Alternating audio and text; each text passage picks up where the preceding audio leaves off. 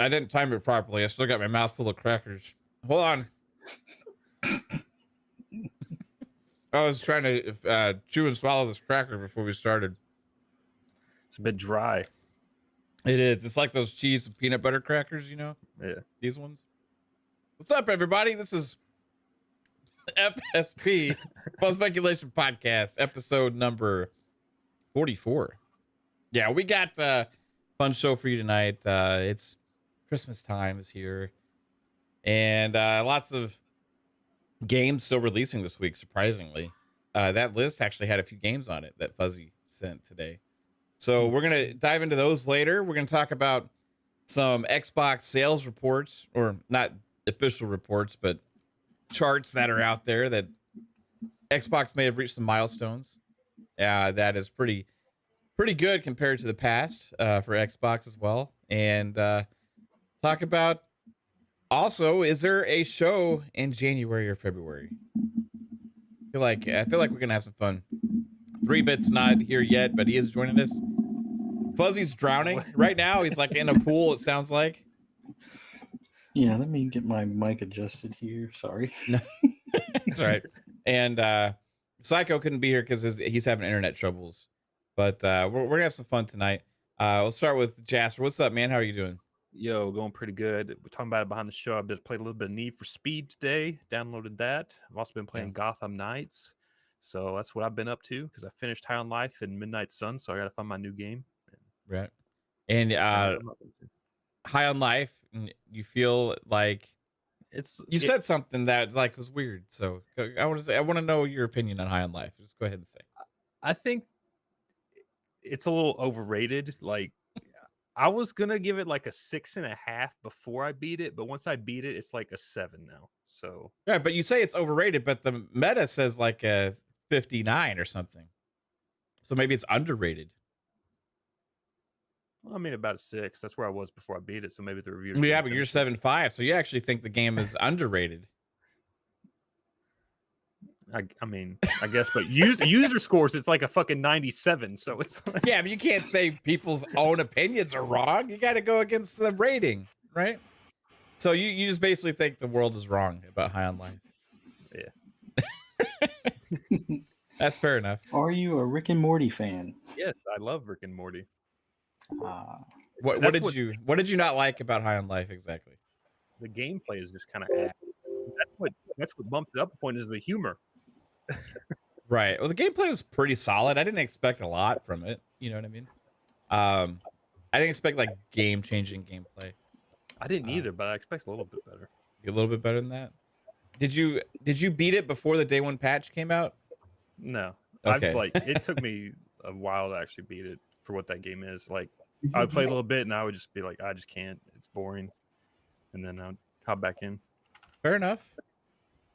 What's up, Fuzz? How you doing? Not too bad. Up here trying to get my mic to be situated and stuff, but yeah, just playing a little bit of High on Life, enjoying it. For me, it's kind of like what do you call them? Like the way Sunset Overdrive was. It's a little quirky, but you know the gameplay is fun enough. Been playing my usual stuff with you know, the Division 2, got the cosmetic stuff or whatever that seasonal week thing is, and then a little bit of Horizon 5. Haven't touched Unbound as much, only because I still got that weird Series X shutdown, but it's apparently not the game, but it does that on some games, not all games.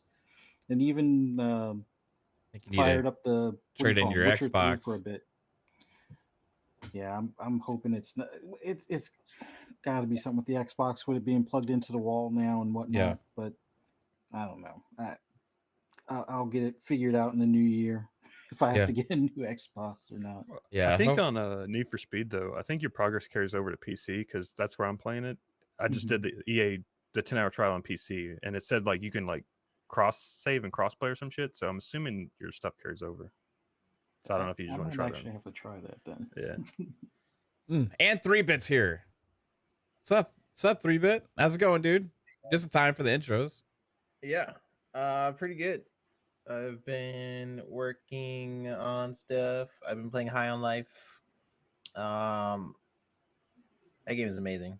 I don't know what Jasper's talking about. Yeah. I love everything, but I kind of get it, but I don't. You can't really compare it to like Jasper's weird. He always has the opposite of the general consensus opinion. It's like a Crossfire X to him was great. High on Life is. I didn't say Crossfire horrible. X was great. Crossfire X was like a 5.5. So, but you when we were trying to trash on Crossfire X, you're like, it's not that bad. But when we're saying a 1 because it's the worst game I fucking ever played, probably. But we had some moments. It was okay. But when we say like High on Life is good, like, Jasper's like, no, it's trash. Again, but I'm like, what is it? It's a 7.5. Like, is come 7 on. bad for you all? No, but you said it's No. overrated. But that's not bad. I would. I mean, I haven't given it beaten like. so I can't give it a score yet, but Yeah. right now it's up there. It's like it's genuinely making me laugh, like how like on certain bits. Like there's like this one scene with construction workers, like, hey, what you doing here? What you doing? The And like, Macaroni Bros. that like I was dying. So any game that can get that reaction out of me will score a little bit higher. But I haven't finished it yet, so I don't know how the pacing is going to be later on or anything. And you guys are probably farther than me. I've only done 2 bounties so far. Yeah. Have you gotten the different guns? I've got 2 of the guns. The next bounty, I think I'll get the other gun. Yeah. That's about where I'm at. I'm at the 3rd gun. I killed the bold. See, I chose him as my second bounty. So he was my first. Well, you have your first one that's the same for everybody, and then you choose another one. Well, yeah, I'm not counting. Yeah. Okay. So technically, he's my second. So I got it. I chose him too. Which I should have chose the other order because the other one you get the frog gun. Yeah, the frog gun is kind of shit though. Is it? Yeah, but the dialogue. Yeah. I haven't. Well, I have, but the dialogue when you get the frog gun with the other boss, like, it's totally different. So I would have liked to experience. I had no idea. But that's only if you hold that gun out. Like if you just keep Kenny out, then you have the same dialogue as everyone else. Oh, okay. Yeah. Yeah, cool. I've been playing a little bit of Midnight Suns in like short spurts. And last night, me and Kate and Pong did the Call of Duty raid for Warzone. That was crazy. That was fucking crazy. How many times y'all drowned? None. We didn't drown once. Y'all didn't drown? Okay. We didn't drown once. We did have to fight the last sequence like several times. That was like, fuck, how are we gonna do this? And we each had to hold our own, and then you come together at the end, and then you still got to figure out kind of the patterns and stuff. So it probably took us like 2.5 to 3 hours to get through it. But I know that if we were to do it again now, it would be like really fast. Like, but not really, really fast, but it'd be decently fast. But like Pong sacrificed, like, we didn't know what to do in the water at first, right? But we knew there was only one oxygen tank. So we just let Pong go and figure out the path, and he came back. So we kind of like planned it out. You know what I mean? So that's why we didn't drown. But I guess that's what people are having trouble with. Surprisingly, we made it through that on the first try. So same. Nice. I wish I could play that game. Yeah, you can 3-bit. You just need to get a new router, bro. Go like fork up the money and go get a new router. Your problems will be over. All of it. It should be, and if not, then it's something with your modem. But you can't. Or your ISP just has that permanently blocked that port. But yeah. But you moved, so that's not the case. Your problem followed you. So think about the things that followed with you to your new house, and that's either your modem or your router. But I just want to know why is it a problem to begin with? Like, why? Because these routers have blocked certain ports for like protections and stuff like that, and you have to. Back in the day on the 360, you had to go in the router and like manually open all these damn ports up. But now most of the new routers have most of those already built in for gaming and stuff. Some of them still no though, so you know what I mean. It's been a problem, but yeah, if you go get a router, dude, I'm just stubborn. I'm like, log into your router and how open it dare up. Or Activision? log into your router and open up all your ports. You got to do all the port forwarding and stuff. I tried that before, but I could either try that again. I'm just a stubborn person. Like, Activision's not gonna make me buy a whole other router. Well, it's not Activision. It's your router company. Well, it's not just Activision. It is mostly anything Activision games like Destiny, Call of Duty. But Dying Light was also weird. I know that most when other games Destiny first came out, it was blocked on a lot of college campuses. There was a lot of college kids like bitching about their Right. to their schools, like open up the fucking ports so we can play Destiny. or whatever. It's also your remember you had the 360 back compat issues and stuff too with that. Oh yeah. So it's you got It to was go when in there we and were open trying the to play ports, or you Dorito. got to get rid of that shit and get a new one, man. And because it's not it's just like a router thing. It's a router issue. I guarantee you. Yeah, I forgot about the Doritos. We tried to play Doritos Crash Course one night, and it was, I don't know, it was just acting weird. Yeah. It's just Was it? yeah, back in the day I remember you used to hating doing that. You had to Google it and like what are these stupid numbers? And I'm not a tech guy, so but I was still able to figure out how to get it I think work. it's 3074 for Call of Duty. 3074. Yeah, I think Yeah, so. and It's I been think a I while. did it. It's still, I think Call of Duty worked for me once, just randomly. Like, ooh, I could play matches now, and I think I told you guys like, yeah, look, I'm playing, and Yeah. then I tried it again and it didn't work. I don't even know how that happened. I think I uninstalled it and installed it, and it worked for one game, and then it didn't work anymore. Right on. So, got the taste of greatness for a second, and then I was like, dang. Well, shout out to the chat. Thanks to everybody for tuning in to FSP. Sorry for the late start tonight. I was out actually working and stuff, and I just walked in the door right before we went live. So, but I see lots of awesome people here. I got Fifth Horseman, Talos Ray, got Tom, Razor and Z, Deccaddo, Shane G, Delusions of Grandeur, RSJ Fan, X Burke, Inconspicuous Consumption, Alvin, Mr. Nichols, and let's see who else we got here. Jigga J, what up? What up? How's it going? Neon X, how's it going? Pong Soul's in the chat. It said no wonder Fable is having so many problems. 3-bit can't even figure out a router.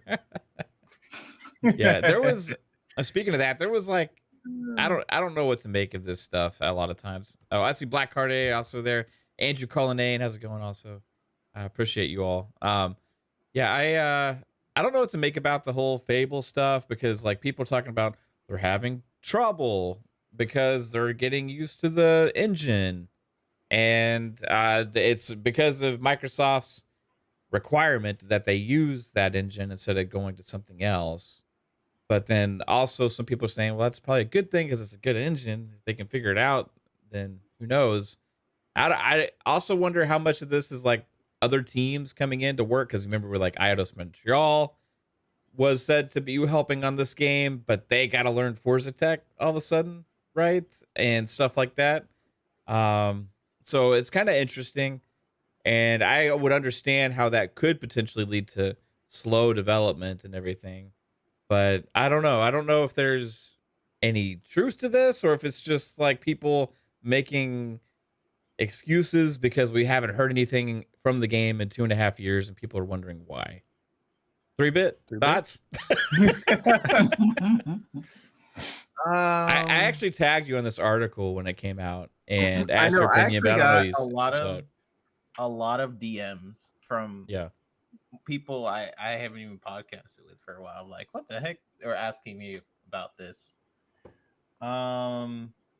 It's not necessarily your expertise there either, because you do animations and stuff, right? So it's not. I'm not on the tech side at all. Well, I do animations and stuff for Fable. I do mostly design work for Fable.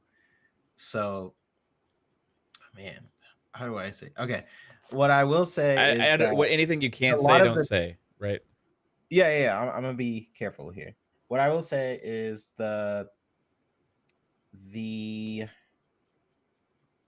decision to have the engine was almost unanimous because of the experience that they've had with that engine already with Forza.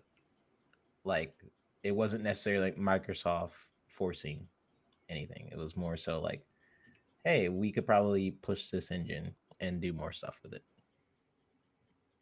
That's it. That's all I'll say. You know, Makes sense. Yeah, a lot of people are trying to make it out like Microsoft forces these studios to use certain engines. And Microsoft has like a lot of which the they used teams to. are working with each other. Like, it's very collaborative. Like, Yeah. constantly sharing technology with each other. Without me being specific, but like a lot of different teams around Microsoft. Like right now, there's a sprout of not a lot of games out, right? But what they are doing is being very collaborative with a lot of different studios and engines and like coalitions working with someone else, and then like hey, and it doesn't have to be like, oh, this is Unreal Engine, this is Fable tech, we can't work with that. Like, there's still ways to engineer and help each other out. Is just yeah, I mean, different teams are working with different things. That's all it is. Not confirming or denying anything. It's just like, that's just how it's always been, and I wouldn't worry about I mean, it's not like it's coming out next year. I mean, anyway, so. it's gonna be a while before a lot of these games start coming out. Some games are far, some are, you know, you have like Starfield hopefully coming out soon. But yeah, I mean, we'll see. I think people just wait. Don't worry about a lot of the negativity. Just once it comes out, like, the same thing with Starfield. Like, these games get delayed all the time. Even internal delays that we don't know about.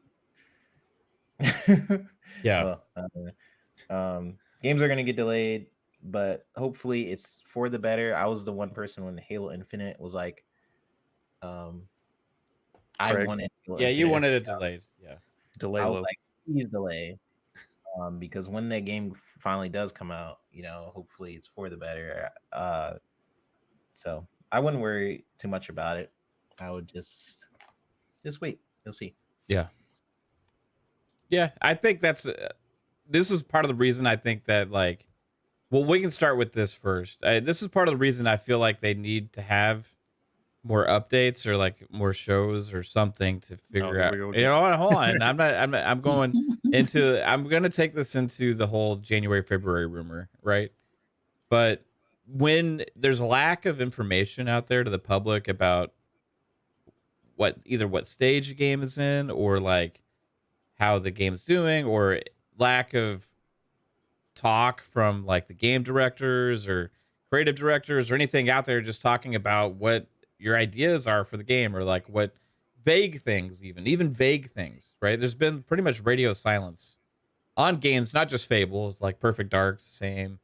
Also Avowed's the same. We have yet to hear from a lot of games for like 2.5 years, right? So when a game goes like dark, you know, it's like, okay, we announced that we're working on this. 2.5 years later, nothing other than the occasional Matt Booty thing saying, yeah, we saw it. We're excited for it. Can't wait to share things with you. That's all we get, right? And I think when there's that much silence, it leads to this negative speculation. Does that make sense? Yeah. I mean, But I was a big component. Like, even when they had the 12-month thing, I didn't really like that, because I know what Microsoft has in their pipeline, and I'm like, please show people. Like, you have so many studios, please show these games. Like, there's so many games in development that they could tease or show. But I feel like it's almost doing a disservice by restricting it to 12 months. Or if you're going to do 12 months, have that be a segment of the show. Like, hey, these are the games that are coming. Here's what's coming in the future. just so people kind of know, because Sony does it all the time. They'll show games 4 years out. People are like, look, we got Wolverine. Wolverine is probably not coming out till. But then you can also have the Halo Yeah. situation where you get Craig, and then it's the whole face of fucking. Yeah, well, they Microsoft got to be is- smart with what they show and how they just show gotta- things. They got to be smart with it, like, because now the big critique from people like Ryan McCaffrey and other people are like, hey, they showed nothing. They've produced nothing this year, but we know they have a lot. But knowing is different from showing. Because Like- the masses don't know, right? The casuals don't know. And the casuals may have heard about something, but 2.5 years is a long time, right? So I feel like there's something to keeping at least somewhat like regular updates. Now, I would say like even 1.5 years, cool. You know what I mean? 2.5 years leads to worry, I think, right? I think it leads to some worry and leads to people But speculating. at the same time, like even if let's say like Perfect Dark that was announced 2019 Yeah. or something like that. So 2019. let's say they show a CG trailer 2020 E3, then they show another CG trailer 2022 or 2021. You just keep getting CGI trailers for like 7 years. People are gonna be show like, "Is this ever one coming 1.5 years later, and then show another one like three years later, and people will be happy. I think like at least talk about it. You know, like somebody said this because I said this on Twitter, and somebody had said, "What about The Last of Us Part 2? They didn't start working on it till 2016, and they announced it, and it took them 6 years to make or whatever." And I'm like, what about it? Like because I went and looked at the dates after they tried to use that as an example, because everybody was saying how long Last of Us Part 2 took and how silent it was, right? Last of Us Part 2, they had a game announcement trailer in December of 2016. And then in June of 2018, so it's a year and 7 months later, they had a gameplay reveal. And then the next year, they had a release date trailer.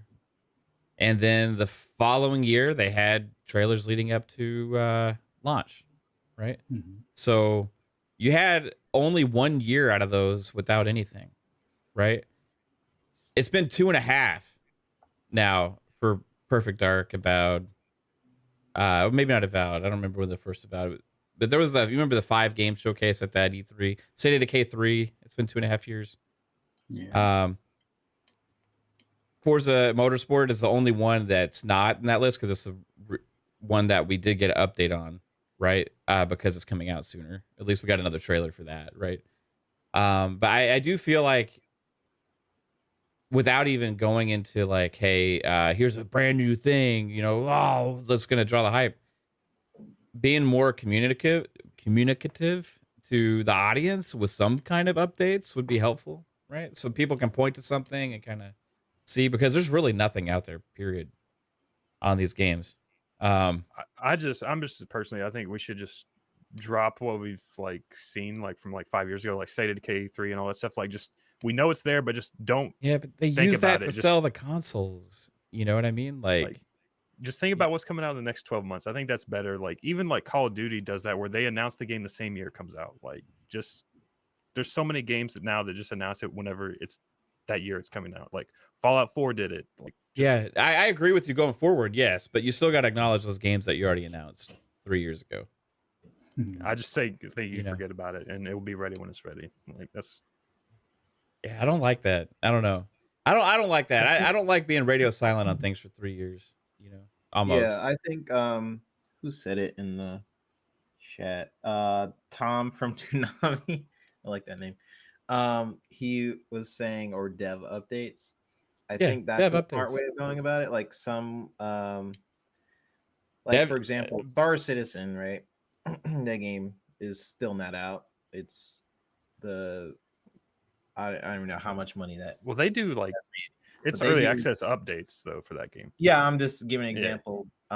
Like they'll give out before they release major patches, at least, or even before the game came out, they released all these different dev vlogs about the game's progress, about what they plan to do with it, or concept art, like anything really, to at least when the game did finally launch after the Kickstarter that people it didn't feel like as much of a wait when that first patch dropped, because they had all these videos, all this content that they could at least grab from. I think that's a good way to go about it. Like, even if you're not ready to show gameplay, at least something, I do know that can feel like it takes some resources, but honestly it only helps you out by the time the release happens. I remember Microsoft used to do it quite a bit, like when Halo, they would release the dev videos. I don't know if Bungie you guys used to release so much updates on their games so coming many. out. Yeah. So even if they did delay it, you were like, that's fine, like, because you had all of these You had different confidence videos. in the brand still. But I think the like game. going forward, like if we just do like 12-year announcements, like if we don't know about a game, like they don't have to delay it. Like we won't ever have to be let down by a delay, because they can just keep it all internally now. Right. So the issue I agree with you, Jasper, going forward, right? Going forward 100%, because there's going to be so many releases that it doesn't matter, right? But the problem is that for 2022, we had such a weak ass year for first party launches. You can't change the past. And yes, but you can change how you market, right? And hold yourself accountable, right? So 2022, they had a lack of first party content. They had some, right? And what they had was solid, but they didn't have any big AAA first party games. And you go back to 2019, at what that E3, digital E3 thing, whatever that was, when you had those games all announced, the future of it going to be releasing on Xbox Series X, and it's gonna get people hyped for the console, and people are gonna buy consoles. And then 2020 came without a lot of first party. 2021 had a good year, right? First party wise, you had a few. 2022, nothing again. So when you have 2 out of the 3 years without a lot of first party content, and you fail throughout that course to even update on the games that you had announced for that console, is a problem with the marketing for me at that point. Now, I understand if the games are way far away, but at that point, like, I feel like they just had a whatever make-believe show back then. So you know what what do I you want mean? them to say? Like, hey, this game's coming out in 2026. Like, that's not going to change anything. I want them to give us confidence in what they're doing. So that's that way, a tough one. just like Because- come out there with the devs and say something. It's not too hard. No, the hard part is they showed the games that you're questioning. They showed those as the, hey, buy this console. Those were the, And the 2.5 years later, radio silence still on those games, right? yeah, and I think the big drawback is because of some things that we've heard rumblings in the background and some news reports from your not so favorite gaming journalists and stuff. A lot of those places have had some sort of bump in the road above and beyond like COVID and whatnot that have definitely taken those out of a timely window. So having updates on them on something that's probably not going to hit until 2025 2026, I can understand wanting that, but I just get the feeling that Microsoft is like, yeah, we're not even going to bother with those anymore, because we got these coming up this year and this next year, and when those are finally within that 12-month queue, that's when they'll come up. But Yeah, but this year they like, didn't give us too much. They didn't even like give any besides Forza, Mhm. like first party stuff. What all was announced this year? Well, we still have Redfall and That was announced last year. yeah. So new announcements. Forza Is that was what you're also saying? announced in that grouping, but Well, Forza. what I'm getting at, if you're focused on a year ahead, then like a longer dev cycle. So like Minecraft when Legends. Forza Motorsport 7 games. came out in 2017 to now, like I'm pretty sure they were already working on this prior to 2017, where the launch of Motorsport 7. So I State of Decay, like we've heard the major setback that they had with the founder that had issues keeping his hands to himself and starting his own studio and stealing away some of the talent from the recently acquired Undead Labs. So that one, I don't know if they had to hit a whole new restart button or whatever, but I don't imagine that one being anytime soon. And the fact that they're still supporting State of Decay 2 is probably kind of got them not really divided up, but you have the support for State of Decay 2 still ongoing, although it's definitely reduced in comparison to earlier on, and they're probably going full board into State of Decay 3. But I just get that feeling that State of Decay 3 is still like a 2026 at best kind of. And it may be. And they have to get State of Decay 3 right, because the second one launched and was a fucking buggy mess, and you can't have buggy games anymore. They just need to. I don't. They have an issue where they let the media control the narrative a lot. Like, the only information we have from a lot of these games is what was leaked by industry media people, right? Yeah. Like, hey, Unreal Engine, is being used with State of Decay 3. That was like a leak. Coalition's helping with that stuff. That was a leak. Eidos Montreal is working on Fable. That was a leak, right? Like, there was all these different leaks that all come out from like the media and stuff. And when people leave the studio or whatever, it's like, oh, trouble, blah, blah, blah. Now you have this whole narrative thing with the media with Fable, right?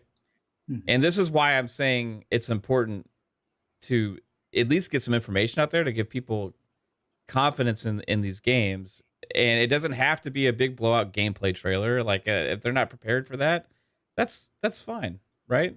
If they are like, if they like Halo, they come out and talk kind of regularly, but even when they come out and talk, they still get shit on because they do. But that game's already released, decisions. Though.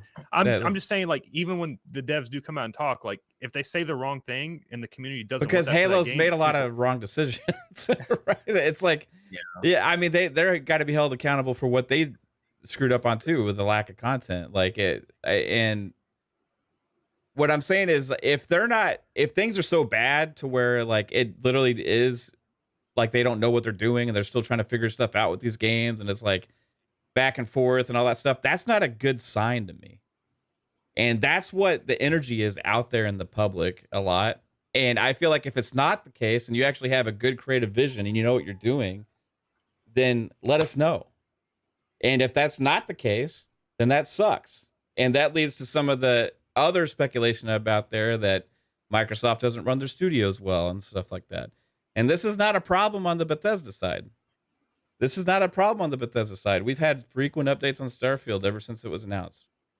Redfall. But we've also had FUD come out about Bethesda as well, about, the mechanics for flying isn't, all that great. Yeah, but you're going to get criticism no matter what you show, when you show it, every single time. But you have your Starfield fans that still are behind that and love it. And at the end of the day, the games will speak for themselves. But to me, announcing a game and not talking about it for 2.5 years is never the right move. I think you just hold up on those 5 games. I am. I want to know about Perfect Dark. I want to know about Fable. I want to know about Avowed. I want to know about these games. Because we were sold for those for the Xbox Series X. Before all of the other ones you've mentioned, I would say, honestly, put Perfect Dark out of your thought process for at least 2 years. Anything. So no news for 2 years on Perfect Dark? Yeah, I don't think it. I don't think it gets any update for 2 years. Just seeing how. So 4.5 years before any information on a game. That game's not coming out until like 2025, 2026. Yeah. Then they shouldn't have. Then they shouldn't have had those games at their fucking E3 thing that year. Yeah, that was a mistake. But we can't go back on that. Yeah, unfortunately, considering how Microsoft did their launch for the series consoles, it just seems like they picked the Switch is facing that issue too with Metroid. Fans excited, but I don't think they knew what the plan was as far as like the roadmaps for some of those games, or how much turmoil, whether it be COVID stuff or other behind the scenes stuff, that would interfere with doing regular updates. Like Starfield gets the regular updates because it's much closer to launch. I mean, even Forza, even though but the Starfield's been getting updates. Even like Todd Howard's talked about it for years in interviews. You know what I mean? Like giving lots of information and stuff. Like ever since like 2016. Mm-hmm. you know. So that's But what I'm those, talking. That's what I'm but getting at. those, Like but those updates of him talking, like I'm a fan of the game, but none of those talks mean anything as far as the they progress of the do game. for people looking for Basically he's information, though. saying, okay, I'm still working on this, and I've always wanted to do this, and there's this tech.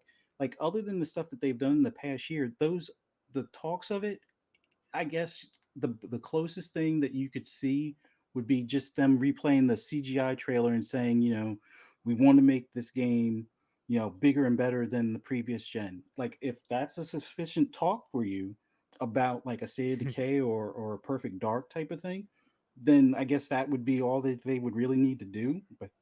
But it sounds like you want more of like a detail of the game. And Todd Howard, like I've been paying attention, Todd Howard hasn't talked boo about the game as far as details of the game. Yeah, no, he doesn't this past year. give details, but he still talks about the vision for it, right? Like But you do you have want he vision builds. or do you want detail? I want anything, any fucking thing. 2.5 years without Just rewatch the trailer anything. from 2016 or Anything. 2019. Anything, Here's your- anything, something. I got your update for Perfect Dark. You're gonna be a spy, and you're a woman, and you can kill people. Have it take go like do one of the creative directors do an interview on a podcast or something. Somebody tell us something about the games. That's all I'm saying. There is literally nothing, not on the website, not on Discord, not in any information anywhere. If they have details to share, I want that. If not, I want the vision of what their grand idea is, right? Like that's what Todd Howard gave us back in those days. In 2016, he did give information. He said, yeah, this game's been in development for a little while. Yes, it's playable right now. He's also said, yes, this is going to be the end all, my vision for the end all be all like space game, right? He said things like that. It gave you like, oh man, this is awesome. Yeah, things that like give you, but get you excited, you're saying, Phil has done that same thing that you're asking about. Not and with Matt those Booty has games. done the exact same thing No, that you're asking all about. all they said is that, like, we've seen it. game. We've seen it. It's in a playable and it's state. They're not awesome. ready to show the game. Yeah, but there's no vision about what it is. Like, what is the vision for Fable? State of Decay 3. It's a zombie game. You run around, you do stuff. Perfect Dark. It's a spy game. Like I don't. Maybe I'm just. I'm not going to win this argument with you guys. Like I don't know. You don't announce a game, and then 2.5 years you don't talk about it. Period. It's not. That's just not Xbox's problem though either. Like again, Switch has Metroid that's going through the same problem. Yeah, and I give them shit for that too, and I also give Ubisoft shit for Skull. I just don't. I'm just talking about Xbox though, right? Because that's what my focus is. Because that's what I care about most. I get it and all, and it's not that I want to argue with you on it. It's more of looking at the big picture. I think all of those games that they showed was just a matter of that they knew that those were the best bullets in the chamber to show people to want to encourage them to get the console. Yeah. Now, did they mess up as far as not continuing, giving, details or any info on the roadmap? Sure.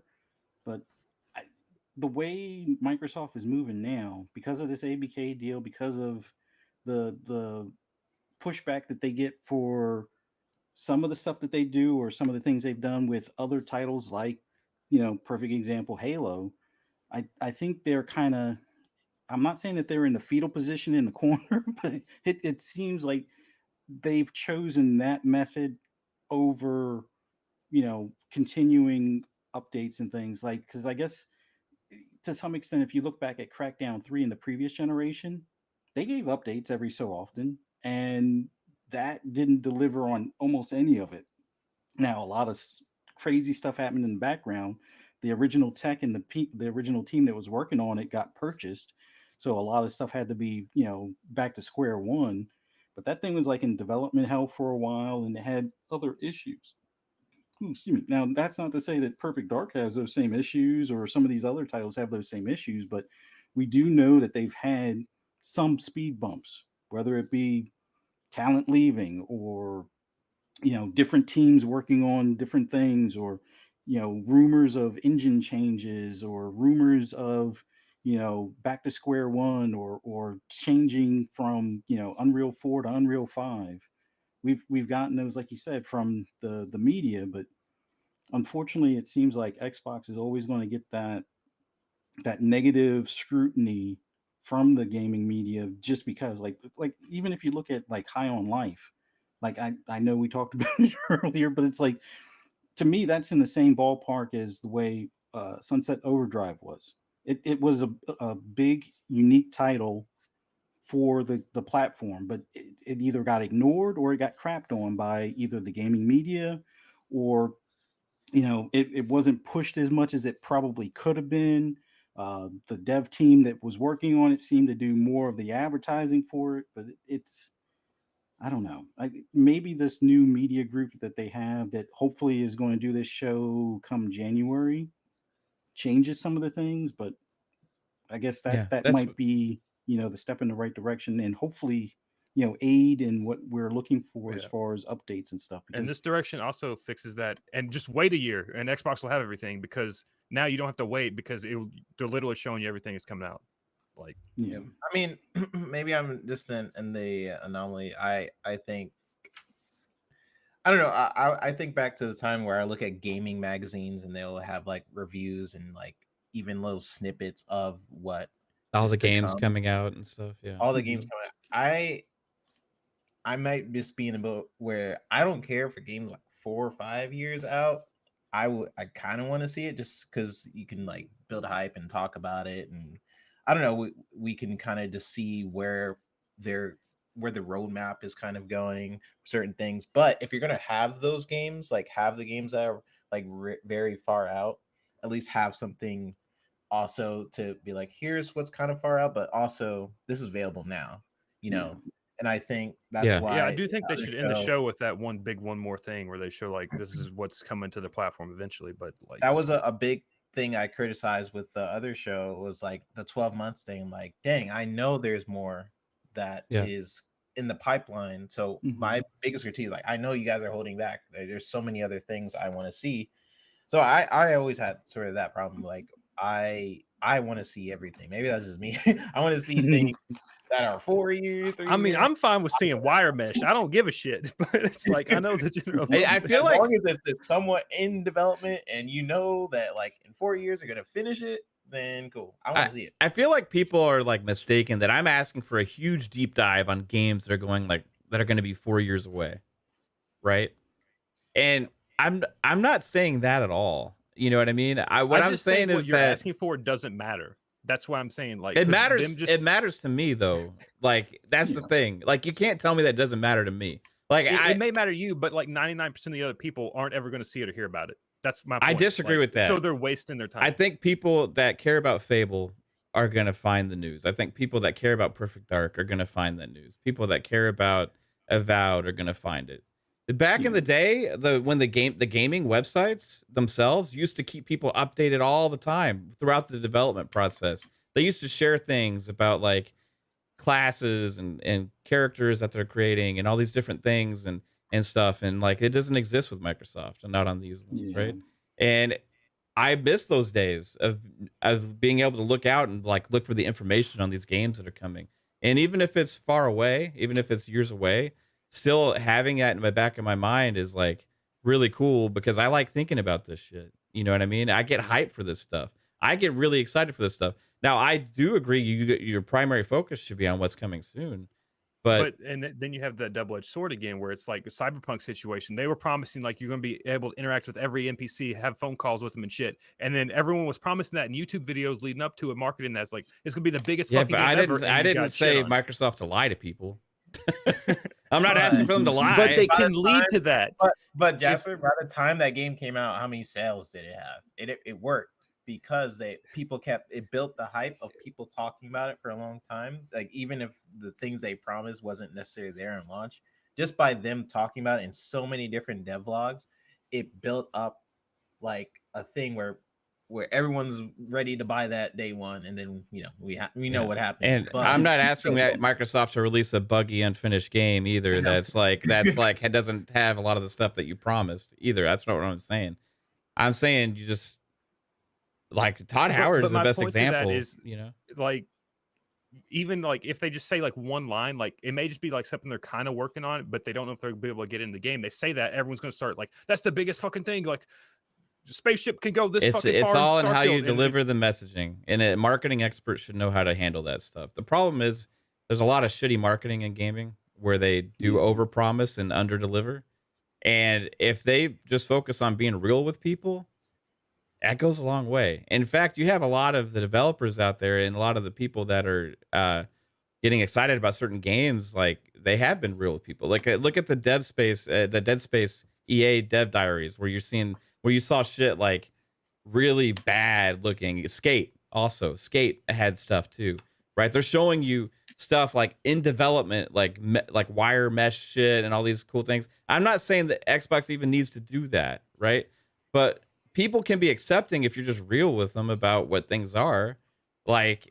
And I feel like there's too much we can't fucking share our insecurities about how we don't know what this is going to be yet. We can't say anything until we're 100% and everything is finished and everything's polished.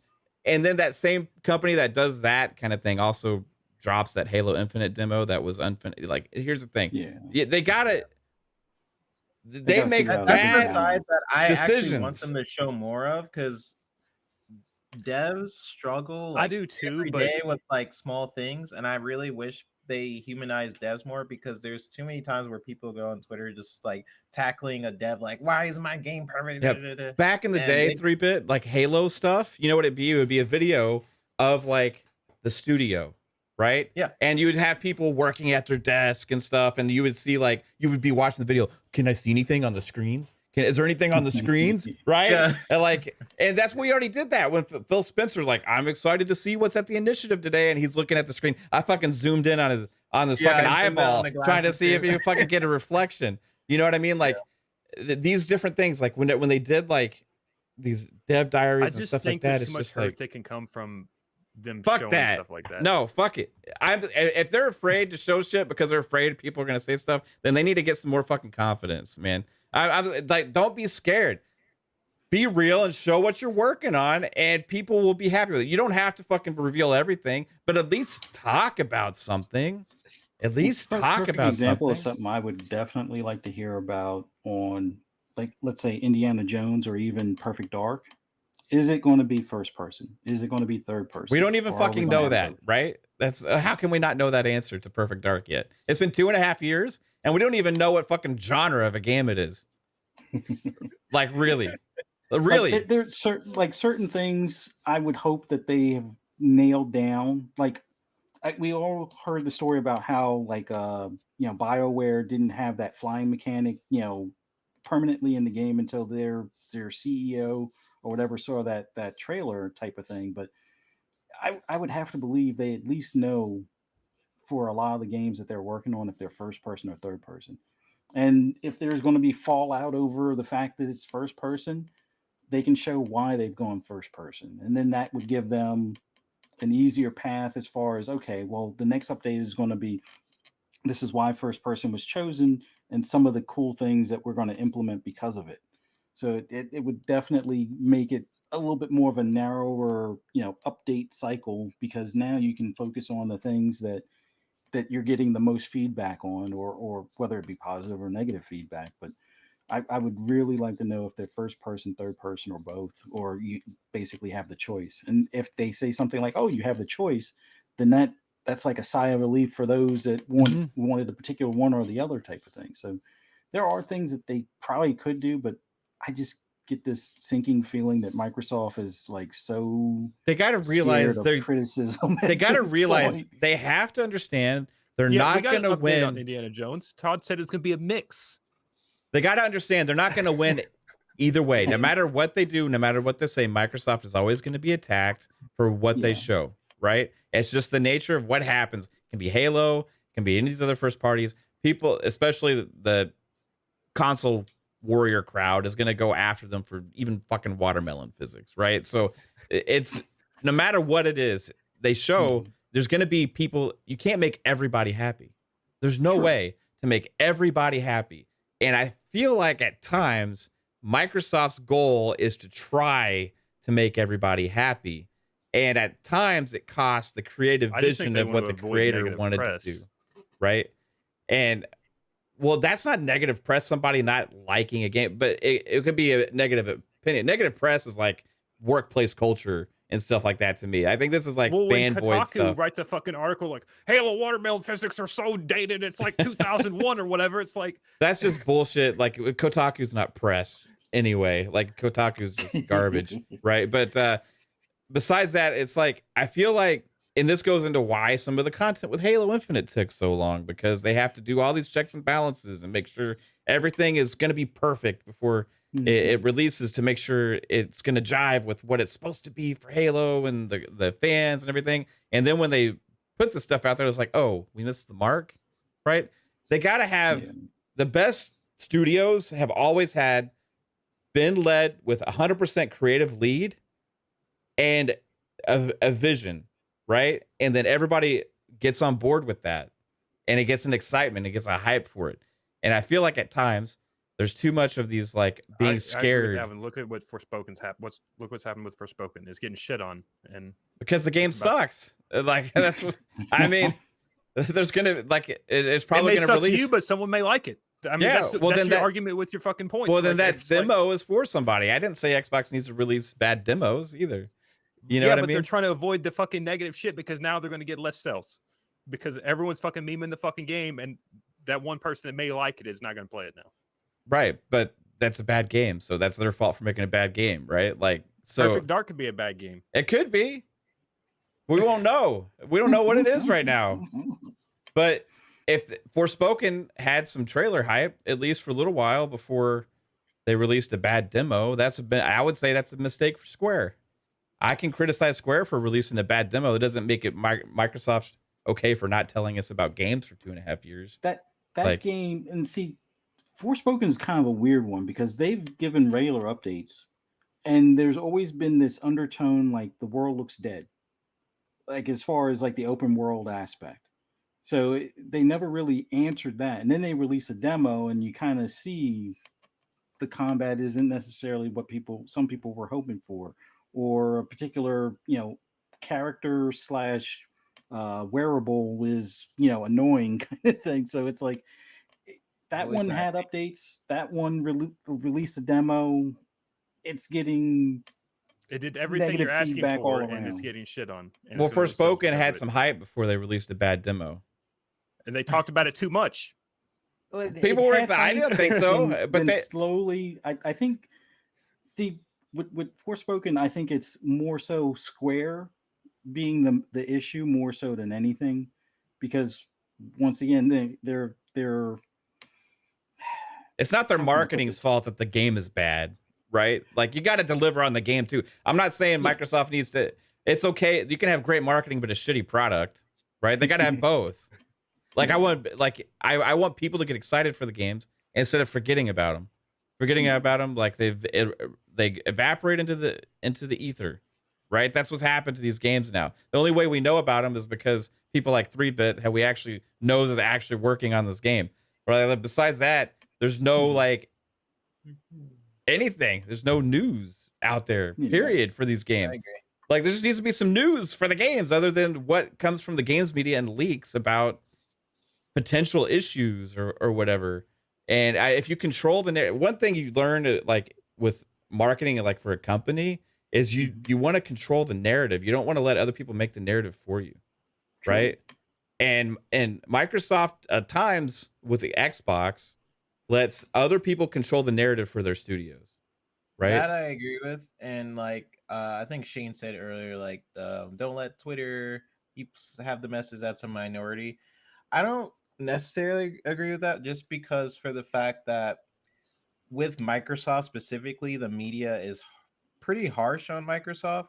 So things on Twitter ends up being in news, like the news outlets, and then people who tune into those news outlets see like, oh, here's Microsoft again, not having like Ryan McCaffrey's article or stuff like that. Like I feel like it can have like a weird ripple effect.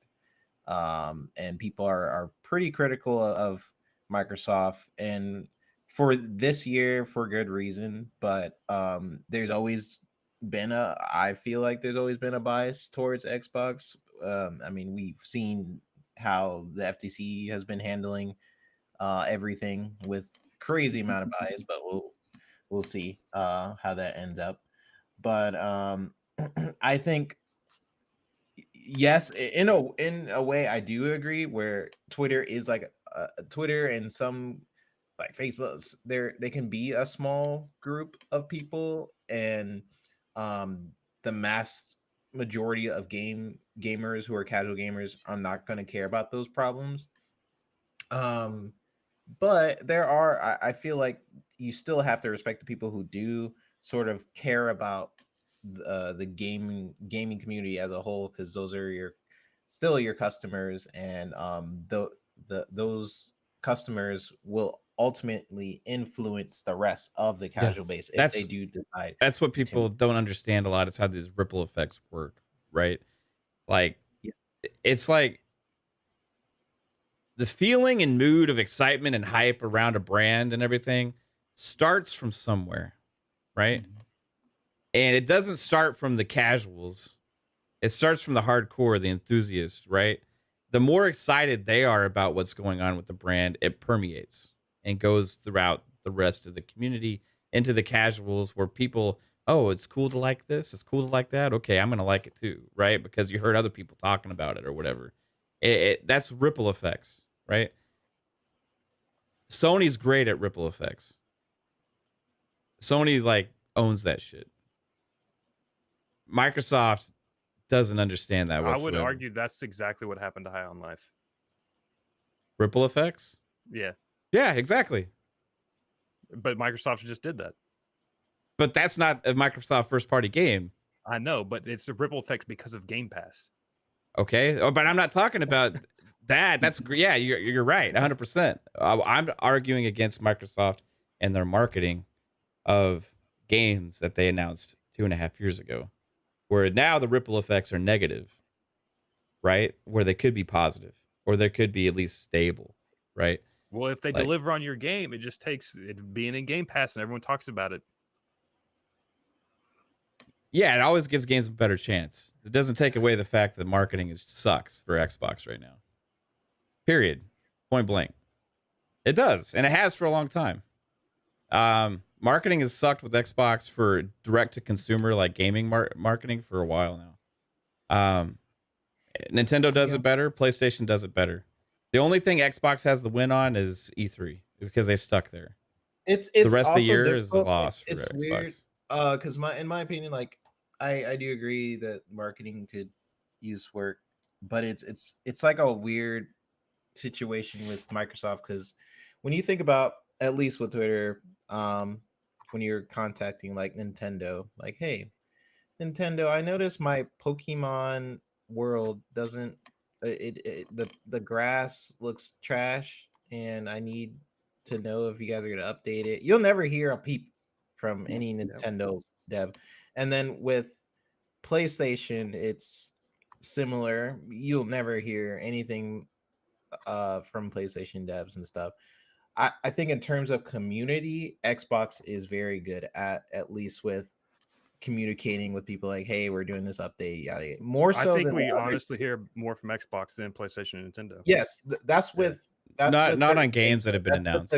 That's with like community based things. Now games in general, yes, but I think in terms of marketing, like, but hey, I would say no, because we didn't know Kirby was coming out, the Kirby Dreamland, where the fuck it was called, the one where your car, we didn't know that shit was coming out until like the fucking year it came out. Well, that could be a marketing strategy for Nintendo. Xbox has that too. And then Factions was dark for 16 fucking years, so it's like, and people give Sony shit. We give Sony shit for that, right? I'm trying to give Xbox shit for the same thing.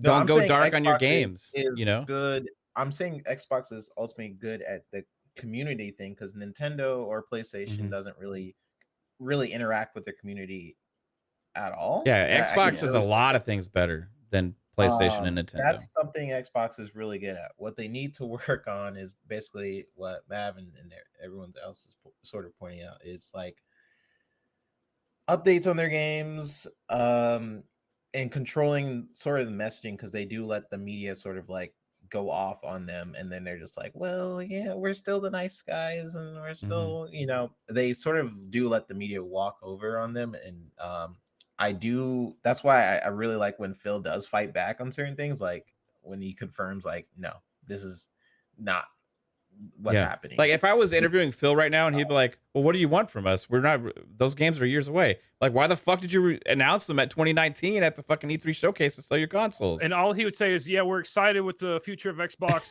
We'll get back to you. That's all he would fucking say. Right. But like, I'm saying that's not like, I don't understand. I can't comprehend the fact that people can think that it's like, hey, that's a good strategy to announce a game 2.5 years, not give any information on it. But like, that wasn't the intent. The strategy behind it was to get you to buy the console. You bought the console. Job done. Well, fuck them for that then, right? Like, I mean, that's like, don't lie to me. It's like, you know, someone like, did that with Wolverine. Yeah, I guarantee you, we will see Wolverine again before 2.5 years. Oh, of course, you'll see Wolverine, but see, once again, that's a PlayStation. PlayStation will show you the same thing 4 years in a row before the game comes out. It works, so I doesn't feel like it? That's why they stopped hosting E3s, is because they literally because they were getting shit on because they kept showing the same shit. They kept showing different trailers and stuff, but regardless, they built up the hype for their games. Like, I mean, it did. Like, it built the hype was huge for those games. Like, I gave the Last of Us Part 2 example. Yeah, it was a long time between release and announcement, but there was pretty good amount of stuff along the way. One thing I really want you guys to try is log out of Google, log out of YouTube, and then just watch a few videos that are gaming related and see if you feel differently about Xbox advertising. I'm telling you, the big problem that I see as someone that used to do marketing through Google is that they don't do remarketing. So once you're tagged as an Xbox favorable fan or favorable customer, you're not going to constantly see ads from them because they already know they have you as a customer. On the flip side of things, PlayStation believes in remarketing to a nauseating amount, where even though you're listed as a PlayStation customer, you will continue to see ads, even the same ones on every video. Like, I keep on seeing God of War. I've saw it 2 months before it released, and I'm going to probably see it for up to another month. I seen it yesterday. Yeah, so PlayStation believes in taking the customers that are listed as favorable to their brand and constantly touching base with them on the same ads or whatever ad campaign they have. Xbox believes kind of like in a lot of markets, remarketing is a nuisance. So if you shop at Lowe's, just take this for example, shop at Lowe's, make sure it's somehow connected to your Chrome browser. Whenever you go to a forum, whenever you go to a news site, whenever you go to a YouTube video, you'll start to see commercials for Lowe's. Best Buy does the same thing. After a while, don't you get tired of seeing the same commercials? Oh, I already bought that, Oculus Rift. I already bought that drill or whatever the case is, but you're still going to see that ad because they do remarketing. Xbox not doing remarketing, you're not going to see it except for maybe if they have like a new, Game Pass campaign ad. And you'll see it maybe once or twice, but you won't see it on every video. This month, the but blue controller's coming out. Cool. It's a little bit of a different story. So try logging out, see if you see more Xbox advertising or if you feel differently about their advertising. Because here's this is probably the main topic for the show. If they weren't doing a good job in advertising, they wouldn't have sold 20 million consoles, right? Yeah, I think there's doing some things right. To add to that in marketing is these teams have so many different conversations, whether it's good or bad, about like what Jasper was kind of saying, like the quality control. Like I've been in those too. Like, by showing this too early, will this affect this product? How does this affect this release schedule? I mean, I'm dealing with that freaking Affleck. It was just like small things, like being in those meetings and seeing like logistical things, like where they have to battle with what the market is and when to release certain things versus the creatives who do want to show a lot of them. It kind of sucks with that aspect too, but that's just another thing to consider. Like when to show something. But I want to see games that are 50 years out.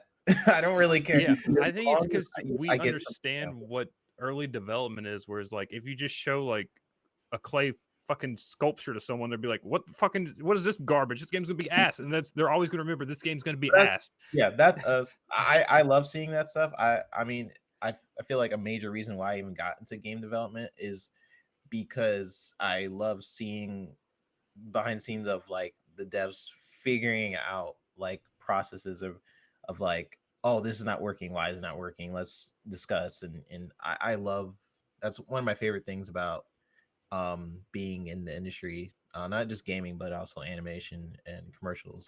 It's like just being in a room sort of just figuring out like, okay, how the heck are we gonna do this, and we have like 3 days to hit this deadline. I don't know, it's like the coolest thing to me. So I love seeing that stuff. I hope to see more of it, and I love when devs do it. I think mostly you'll see from bigger games, like for example Starfield. Hogwarts is also doing us a lot of dev videos, which is awesome. I showed that to my girlfriend, and now she's hyped for Hogwarts. So I feel like that stuff works, but not every. Unless if it's another Gotham Knight situation, it runs 30 FPS. I hope not. That it Either way, could be. I'm getting that game. I'm ready. Yeah. Aren't they? They're showing it on console though? It looks smooth now. I thought it was 60. No, yeah, it's not 60. Gotham was 60 too, but What game? I 3-bit? refuse to buy Gotham. I didn't even touch that. Hogwarts Legacy. They better yeah. update. I don't know. Game. They haven't even went back and updated the old Arkham games to 60 yet. So, like, I don't know. I just I've been speaking as somebody who's just frustrated with the lack of information. That's it. Period. Yeah. And whatever way they decide to give what they can share, I'm for it. Just asking for something. That's all. Right. Fingers crossed the show coming up in January. So what is this show going to be? Like they have an Xbox studio that they've formed, right? A studio, not a new game development studio, but an actual like studio thing where they can shoot stuff. Up and running. So supposedly, that guy tweeted about it. So he said like first day at the new studio or whatever, it's awesome. We're gonna be something like that. I wonder. So. Yeah. They have this new Xbox studio. They hired was it Tina Amini, I think, or I forget who it was, somebody to help with some stuff like that. And anyway, I think there's a rumor it's spreading around. Different people have talked about it. I was listening to Rand on a show, and he had said that like people are saying that they've heard something, but he can't say for sure. He said nobody was concrete. I think Jez said the same thing. Like, out there's like rumblings, right, about a January, maybe February showcase or some kind of showing, and I think that Aaron Greenberg kind of hinted at that as well on Twitter, saying that something coming soon, news coming soon, right? I know you're excited about our games after the Game Awards no show, and he said that you won't have to wait too long or something like that. So. January, February, I'm looking at. We got to have something. Is this where they really changed course on what their new marketing plan was? We had Insane Cakes on Xbox Ultimate on Friday, and 3-bit's friend, a really good guy too, and he was excited about Xbox's future and said, just wait, like, and I feel like. Part of that is going to be a new marketing strategy, hopefully, with this Xbox Studio.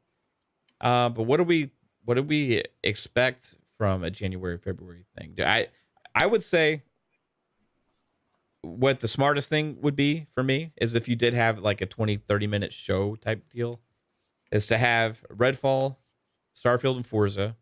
Give us release dates on at least 2 of those. Redfall and Starfield. Have Forza there, maybe like more actual gameplay stuff, and then one surprise. I'd be happy with that. Save everything else for E3, right? And then maybe once a quarter, you do something similar. Yeah. I don't know. What do you guys think? I think that would be awesome. I guess my big thing is, along with the release dates, like even if it winds up being like a split show, kind of like what they did for like the streaming stuff that they did before, like the XO stuff, make the one day at least just the gaming, just the trailers, gameplay, release date. You don't necessarily go into the deep dives per se. Save that for like a secondary deal. And the only reason why I say save it for secondary is you got people that just want to see gameplay, and then you got the people that are enthusiastic about a specific game. So there might you'll be lose people. They'll group, check out, right? Yeah, like the ones that are just for Redfall and could care less about Forza or Starfield will want to tune in for that part, for that deep dive. And the same thing for those that are just curious about Starfield will tune out for the other ones, but tune in for the Starfield deep dive and so forth. So if they could do a split per se, that would be awesome. But definitely gameplay, definitely a release date. I would like all three to have a release date, but I do kind of get the feeling that Forza is going to be the one that's going to be closer to the E3 show before release kind of thing. But yeah, I think that would be awesome. Yeah. My thing is, depending on the scale of this, like if it's going to be a really big show, what they do is they update you on the remaining 6 months of games that are supposed to come out from that last year's 12-month window. So the next year's E3 will be the next 12 months. Like you have a show in January, so you have 6 months up until E3 coming out. You show whatever's coming out in that 6 months. You give the gameplay and you give the new release date for whatever is coming out. That's if you do the big show and you just focus on however long that takes. Now, do they do that? I don't know. They may do some thing like their stupid Twitch shows they do where they talk for 5 hours about a game and then they go to the next game, where I don't know. So we'll see. I feel like with Hamad's comment, if you could bring it back up, I feel like a lot of people say that. Well, I get why they say it, but I feel like that comes out of frustration, where a lot of those games, like, don't come out, or like 2022, it was a very barren year for Xbox. So I feel like people are like, just don't show me anything in the future. I don't know. Maybe that's just me, but I'm excited for whatever future show Xbox has. I want to see news from Starfield. Because if they do a show in January or February, what you end up having is pretty much 6 month windows of every game coming out to your platform. Because you'll have one in January for that show, and then you have your E3, which would be your next 12 months, and then you could have your next one in next January, and you just have a show every 6 months, pretty much like that. Plus, you have Gamescom, Tokyo Game Show, PAX, all the other shit where you can get random announcements. So, Right on. I think whatever it is, they got some catching up to do on show stuff. So that's why I'm kind of thinking it might be something a little bit bigger. I saw Shane say some of that third party stuff too, and they do have a lot of Game Pass stuff coming in third party. So they gotta take some time for that. So if you got a couple of release dates to announce and you got all that before E3, and remember these games are supposed to be within 12 months. Again, the whole 12-month thing that they did at E3. So what's the other opportunities unless you're doing your own stuff, right? So I feel like they got some making up to do here, and I think we're going to get some decent little show. I don't know, though, when exactly it's going to be or how it's going to be formatted. I agree with Fuzzy. I don't want to see this showcase where you have like 3 minutes of trailers and you have like 30 minutes of sitting down and talking with people, right? I would rather see 30 minutes of stuff and then have developer stuff after the fact. Like where you can find it, later, or an after show. You know what I mean? Different people have done this all right before. Xbox, on their like Twitch stuff they've done has went the wrong direction on these things in the past, where you But take that's your updates. that's not how to do it. Where you take 15 minutes between trailers and stuff. It's like, oh my gosh, guys, come on, get with the program here. I think that they can figure stuff out. There's the solutions are easy. Just have engaging shows with great trailers. What you have gameplay for, show gameplay. What you don't, show what you can. And if you can't, then release updates on that stuff outside of the show. However you got to do it. But I think that they have so much in the works that we're going to start getting these things more often. Because I think the whole 2021 is good, right? But 2020 and 2022 kind of sucked, right? So I think that whole era, I think this is the end of that. And that's kind of what Insane Cakes was talking about. I want to ask your opinion on this too, 3-bit.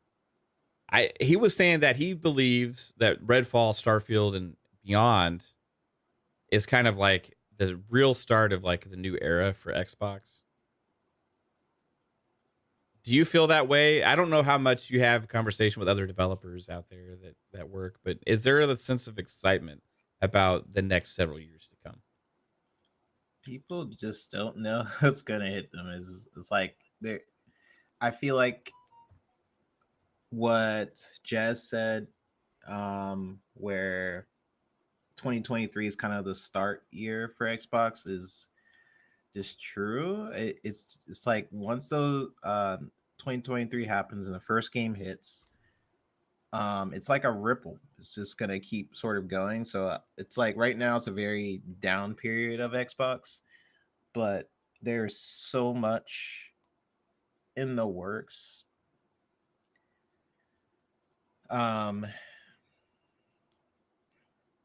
There's so much in the works, and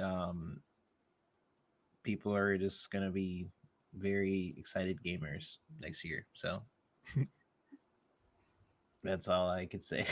But I think Redfall, Starfield, those could be the potential like starts of that ripple effect, and then it's just gonna keep going and going and going. Now, of course, delays are always going to be a thing. I hope it doesn't happen, but with today's time of just like some people work from home, chip shortages, unpredictable things happen. I hope that doesn't affect it too much, but based on just from the catalog of things coming, it's almost, I feel like it's going to be the start. That's just my opinion, but like I feel like it's going to be the start of just like, okay, this game, okay, next, this game, and next, because that's basically Phil's vision for Game Pass, is having a variety of games that just constantly flows. Couldn't do that this year. But the whole point of Game Pass is to basically be like the Netflix of gaming, to have a bunch of quality content in there that are like now $70 games. So it's has a little bit even more value now. But basically just having like almost an overwhelming amount of content every single year, so you can sort of rely on it more like as a service. Like when you're subscribed to Netflix, you're like, you almost expect like, okay, I know something's coming out a couple months, I'll be good. Oh yeah, this is coming out next week. So that's what Microsoft wants to do with Game Pass. They want a consistent base of games, and it's going to start next year. So yeah, just be excited.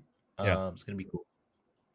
I'm excited for that. And I think maybe that's why they got to figure out. Remember a long time ago when we talked about how many projects they have, and then when they acquired Bethesda and ZeniMax and they had all these different things, it's like, how are they going to release all this information to people? It's a real actual problem, right? It's a real problem to have to figure out, because you only have E3 is so much, and you also have your third party stuff you got to do there too, right? So you can't just reveal everything at E3. That's why I think maybe Jasper's right. That's why they did the whole 12-month thing. That's them figuring out a way to consolidate it. But I think that they also have to have other things. Well, right? even like they could even do like individualized studio shows. Like they did a really good job with the Age of Empires thing. There's a lot of talking there, but they had a lot of information about the games that are coming out and the games that are already out. Like for Age of Empires, they had that showing in like October where they showed the new DLC on PC or whatever. We also got the 2 console announcements for Age 2 and Age 4. We got Age of Mythology remake there. We got Age mobile game announced there. So they all within that one studio we got a shit ton of announcements from that one studio. So like they could just bring like if they could bring Bethesda in one day and just be like, give us your studio updates, and like you just have a Bethesda show like in April or some shit. Yeah, that'd be cool. So let's say the ABK deal is done. They have a Xbox traditional first party, a Bethesda, and a ABK show. Yeah, 3 shows once every 4 months. Yeah, that'd be cool. Maybe eventually an Activision show. That'd be kind of crazy. Because Bethesda used to be its own show at E3 because it was just too much to show there. So they're going to have a problem. They didn't really need their own show. They showed Elder Scrolls Online. Well, like, yeah. But it's just crazy to think about that. That used to be its own show, right? So like what a problem that they have now almost is you have 21 plus whatever studios. I don't even know how much there is now.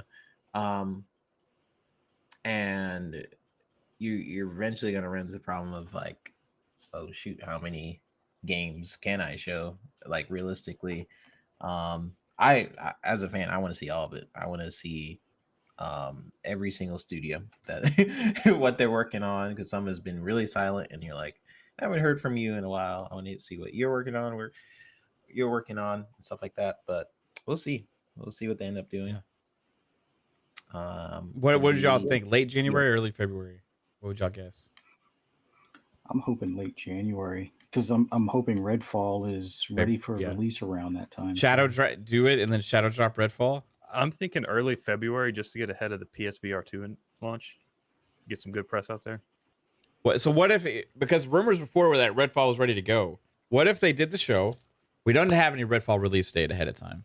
They announced, okay, like whatever the show is, and let's say it's January, like, when do they usually do those shows? Like on a Tuesday or some shit? Like weird one-off ones? It could be different every fucking time, you're right. Let's say it's like January 25th, right? The 30th is Age of Empires 2. Okay. So I don't know if they. So that's on a Monday. So let's say you do Monday the 30th, and you pick that, you release Age of Empires 2, so you can talk about that. Plus they shadow drop Redfall, right? Maybe don't give next us week. Don't give us a release date. Just have the showcase or whatever it is, and shadow drop Redfall at the event if it's ready to go. Then announce, because Redfall got shadow dropped, then you announce Starfield's release date for whenever it is, right? And then another trailer for Forza, and then you do your third party stuff also. That'd make for a good time, right? I mean, I think they have enough first party within the 6 months that if everything's in order, like they could have like a 30-minute show with just first party. Yeah, but then they can't focus on only within 12 months unless they do they could, really like short you stuff. do like a 5-minute Starfield trailer or like shit like that. Right. Okay. That'll be interesting. We'll see what happens. I'm getting excited for whatever could be potentially here, because I am. If you guys can't tell, I'm anxious for Xbox news right now. Like I am starving for it. Really. Besides ABK stuff, we haven't had a lot of stuff to talk about, right? Gaming news wise and stuff, like except for the games that are releasing very soon, and which is cool, But I want more. I'm salivating for this lineup that I know they got. Give us some. It is good news for Xbox today, though. They hit a milestone, according to VG charts. Who people keep telling me, hey, they suck. They're not accurate, and it's actually been proven. They've proven to be extremely accurate this generation, because they usually kind of use educated guesses based on market data and stuff like that. And then whenever the actual information comes out, they like retroactively make the corrections, but they're always pretty damn close, right? Yeah. So according to their latest numbers now, Xbox is past 20 million consoles sold for this generation. That's 20,255,000 is what I think they said, right? PlayStation this generation is around like 28 million, I believe, and 255,000 also. So it's about an 8 million difference between the two. If that's the numbers, I think those were the numbers that I saw. So that's globally. So why? Yeah, people are like, PlayStation's killing them still. 8 million consoles more globally. Well, they're extremely close in the U.S. One thing, it's a huge market, but besides that, here's a big deal, right? I did the numbers on this earlier. 8 million are in a warehouse. I did the numbers on this earlier to figure it out because I keep talking about this at times, and Xbox is gaining market share, right? With just the hardware, which is less important for them than PlayStation, right? Because people can be in the Xbox ecosystem without an Xbox. You can be in it with a PC. You can be in it with a mobile. You can be in it numerous different ways, right? So Xbox is not 100% necessary to be in the Xbox ecosystem. PlayStation, for those numbers to really count, you got to really have a PlayStation unless you're content with waiting a year for games to hit PC, right? And even then, you're still really not in their ecosystem because you're buying those games on Steam right now, right? So Microsoft is just overall has more different ways of accessing their content. And for that reason, console is technically less important to dictate how big the user base is, right? So, but we can look at console for how as an example of how they're doing. PlayStation is losing market share, and they have been this whole generation.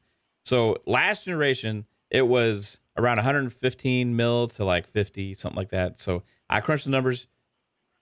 Last generation, PS4 to Xbox One, 70% to 30% between PlayStation and Microsoft. So if let's say that was 100% piece of pie, PlayStation had 70% of it, Xbox had 30. This generation so far, 58 to 42.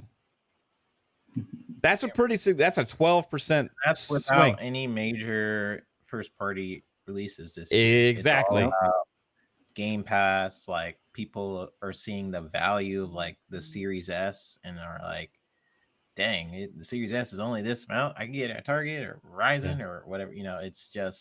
It's gaining a lot of market share in that way. So when they do start releasing titles, I'm really curious of what those numbers are going to be. Like, I'm just curious, of like when they start releasing like all these different games, or like, oh, Starfield, oh, Forza, oh, all these, and then people are like, wow, that's over on Xbox. Maybe I should get one.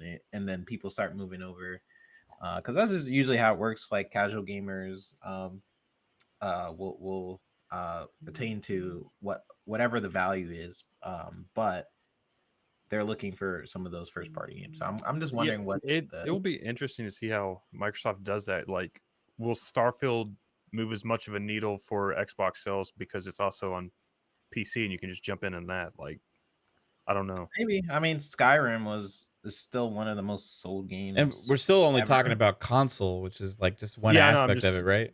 That's what I'm saying. Like, since you can get Xbox in so many places, like, will that be as big as a influence to like people going out and buying a console just because like new game releases? Yeah. Whereas on PlayStation, like, you have to have a PlayStation to play like God of War. I'm wondering if the overall ecosystem, the user base for Xbox might be closer to 50-50 right now, or maybe even more than PlayStation. Is there more Xbox Live users than PlayStation Network users? Yeah, there is. Yeah. There was like 100 million back in like 2020. Like, so it's interesting. Like it, and this is one reason why Xbox said a long time ago, hardware sales aren't the entire story, right? And it's just not how we gauge the metric of us being successful and stuff. And people were like, it's just because you're not selling, PlayStation then came out and said it this generation, right? Console sales aren't the end all be all for metric for how we're doing, and I would beg to I would beg to differ on the people that think that it's all hard console is all that matters, right? Because especially where the future of gaming's going, right? Future of gaming is going more open ecosystem style anyway, right? PlayStation's slowly getting there as well. So it's interesting with that market share just even on the consoles. Because on the consoles, if you're closing that gap and you're gaining market share just on hardware, that's Sony's bread and butter right now. You know, I don't know if it's because people are buying second consoles, right? Or if it's because people are switching over to the Xbox ecosystem or what. But I do know several people on my friends list now that have returned to Xbox from the PS4 era because they got tired of the formula of Sony and they believe in Game Pass and like where Xbox is going, right? So I think that this is a huge shift in the market this generation. And we always talked about before, generation to generation is different every single time, right? People Usually forgot how dominant the 360 was for so long, even with the red ring and all that stuff. 360 was killing PlayStation because they got arrogant and cocky. They started kind of repeating a little bit of that attitude this gen, right? And Xbox became that best value in gaming, bar none. Period. You can't argue with that, unless you say value is perception based on like what I like, right? If you can say that, but if you're talking about amount of content for the dollars, there's no argument, point blank, period, that in the console gaming space, Xbox is the best value because of Game Pass, because of the price of the Series S. Even the Series X is cheaper right now because you have, in order to get a PS5, you got to buy a bundle. And then also with the Series X, it's more powerful also. So you can make that argument also. So between all those different things, right? Xbox is killing it within the hardware space right now. And I feel like once this train gets rolling with these games for 2023, we're already at 58 to 42. People already started seeing PlayStation sitting on shelves now, right? Is that gap closed even more just in the hardware space? Because if they're equal on hardware, there is absolutely no argument that there is way more Xbox gamers out there than PlayStation at that point. This generation, for that matter. Based on previous, if we are basing it off of previous generations, like remember when the PS3 first launched, they're like, we're going to be the more expensive console and we're going to really go after what our brand is, because you'll buy a PlayStation. PlayStation is the premium, it's the best, it's, and then they ended up like losing pretty much most of that generation until the very end where PlayStation started catching up once the next generation was about to happen. So I don't really count as PlayStation winning, but some people are gonna be like, PlayStation won that generation. I don't think so. And then I think it's really just coming down to the value again. I think if Microsoft keeps pushing that, then they'll at least start to level that out. But what the 360 generation had was it had the better value, but it also had a lot of like first party and third party titles. Right now, what PlayStation is doing is really making a lot of third party deals with a lot of people. So people perceive it to be only on PlayStation. And I think it's just going to take the messaging, like once the ball gets rolling on some of that, I think even more people are coming. Like right now, it's evening out without any of that. So I think when the perception sort of changes, because the media is being pretty negative towards Xbox, even when they do positive things. So we'll see. But like I think once Microsoft sort of changes the messaging, like here's Starfield, here's Fallout, here's that's when I think we'll see a fairer number of whether or not PlayStation either catches up or is at least even playing field, because PlayStation is still like a huge brand, has the most people on PlayStation, but it makes me wonder whether or not it'll at least even out once they do have a lot of those games starting to have it. I thought it would be this year with Starfield. Yeah. I mean, also the Series It'll be- S is $300, and like the economy's not the best it could be for a lot of people. So like, it's cheaper to get a Series S to get into next generation gaming than it is to go buy a $500. It's cheaper to get a Series S at a lot of times than it is a PS4. So Yeah. like, Yeah. I mean, Or a money Switch talks. also. Money talks for a lot of people. So like, they can just go Yeah. get a Series S That's and what play I'm Call of saying. Duty with their boys, and it's like, And it plays really well. You know what I mean? It's like people shit on the Series S a lot. Like, it just doesn't make sense to me. I have a couple Series S's in our house, and honestly, like, it honestly doesn't look too much different from a Series X. I mean, on the games at least that I'm playing now, the 4K 1080 like thing, the fidelity is there in the games, right? Yeah. It's mainly resolution difference, and depends on, I guess, where you're sitting on the compared to the screen and everything like that. Like, if I'm sitting right in front of a 65-inch screen, I'm going to be able to tell the difference. You know what I mean? But if you're sitting far back or whatever, you can't really tell the difference between Most those games two I can't resolutions. even tell because when I do play on the Series S, it's usually on a smaller screen, and then but it's still like 60 frames Yeah, per a second, lot and of it them. still runs really good. And some So games I 120 can't frames on the tell. Series S. Some games can do 120 on a Series S, and they can't do it on a PS5. Yeah. It's Yeah. it's crazy, man. I mean that people like you can make fun also of that little make more console. Series S's than you can to PlayStation. It's just Yeah. it's a smaller product, so they can get more out of it. It's Produce Yeah. more. it's knuck and futz, man. It is. Yeah. I was thinking about buying another one because it's so cheap, and I feel like other people make that decision too, which is why like the Series S was such a smart idea, Mhm. and why PlayStation is rumored to take Go- away the disk drive. Yeah, kind of going that way. Yeah, because it's smart. Like, sell a really cheap console, but have it like decently powered, so that way you can still get like a next gen sort of experience, but for like a smaller price. Dang, a lot of people don't care about resolution. They don't have 4K TVs, but I mean, I care more about frame rates anyways, and I'm sure a lot of people do too. So like having that lower resolution but still keeping somewhat of a next gen experience, like that's super smart. Yeah. So Yeah. It's crazy. I was going to say, I think give it a year. I think the US Xbox will take 60% of PlayStation's 40. I'm calling it now. I think so. I think there will be enough of a jump in, at least in the States, where Xbox will kind of be the number one platform as far as overall sales and user base and stuff.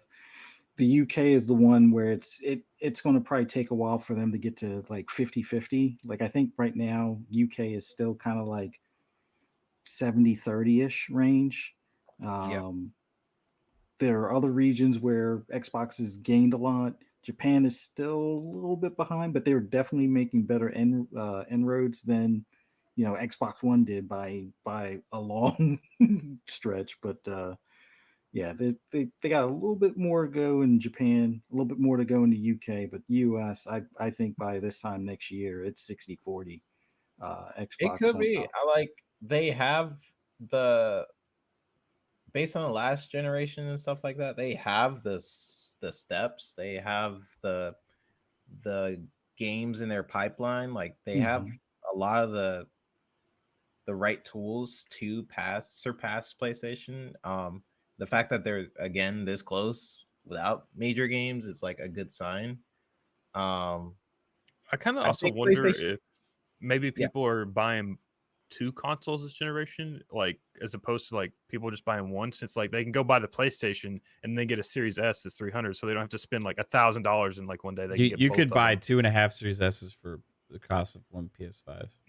Yeah, I'm just saying, like, I wonder if people were double dipping in both Yeah. platforms this generation. Maybe. A I lot wouldn't more. be surprised. I mean, the funny thing, before Nintendo was the number one secondary console. It was like if you were either a PlayStation cat or an Xbox cat, chances are you probably had a Switch as your secondary. I think the Series S is that. So either the people that are Nintendo first are looking at the Series S as like okay, this will be the home console, and then the Switch will be the on the go, or moving around the house console instead of going to like a Steam Deck type of thing. I think the PS5 guys that were the early adopters are probably looking at the Series S like, hey, I can do Game Pass, Series S, and play most of my multiplats, and then just do the exclusives on the PS5. And I think Xbox guys are probably picking up a Series S as a secondary for like the TV either in the bedroom, or the TV in the living room and the X is in the bedroom, or whatever the case may be. So I definitely could see people picking it up as a second box. Yeah. Shout out to Tom for Toonami for joining the channel. Sorry it took me so long to get to that, bro. This discussions that's been going on. But thank you, Tom. Appreciate that. Love your name, man. Yeah, Tom that's from awesome. Toonami. And shout out to the rest of the chat. I see lots of awesome people talking. Reverse World, Dunny Rad, how's it going? Some new faces in here as well. There's one guy that had a really long name. I haven't seen him before, but hello. Okay. The long name guy. Hey. There's a lot of familiar I'll find faces, a you. couple new faces, but I appreciate everybody watching. We have some fun discussions tonight. Yeah, so I think we'll see what the showcase is going to entail, and also see if what they show and that's avalanche of games that really gets things on track for Xbox starting this next year has the effect of swaying that market share even more. I think it's very possible. You win in the power game in that option. You win in the value game. All they're missing is the games, right? Like once you have that last box ticked with the regular flow of first party content, there's nothing else that they can be looked at as a shortfall. You know what I mean? So Yeah.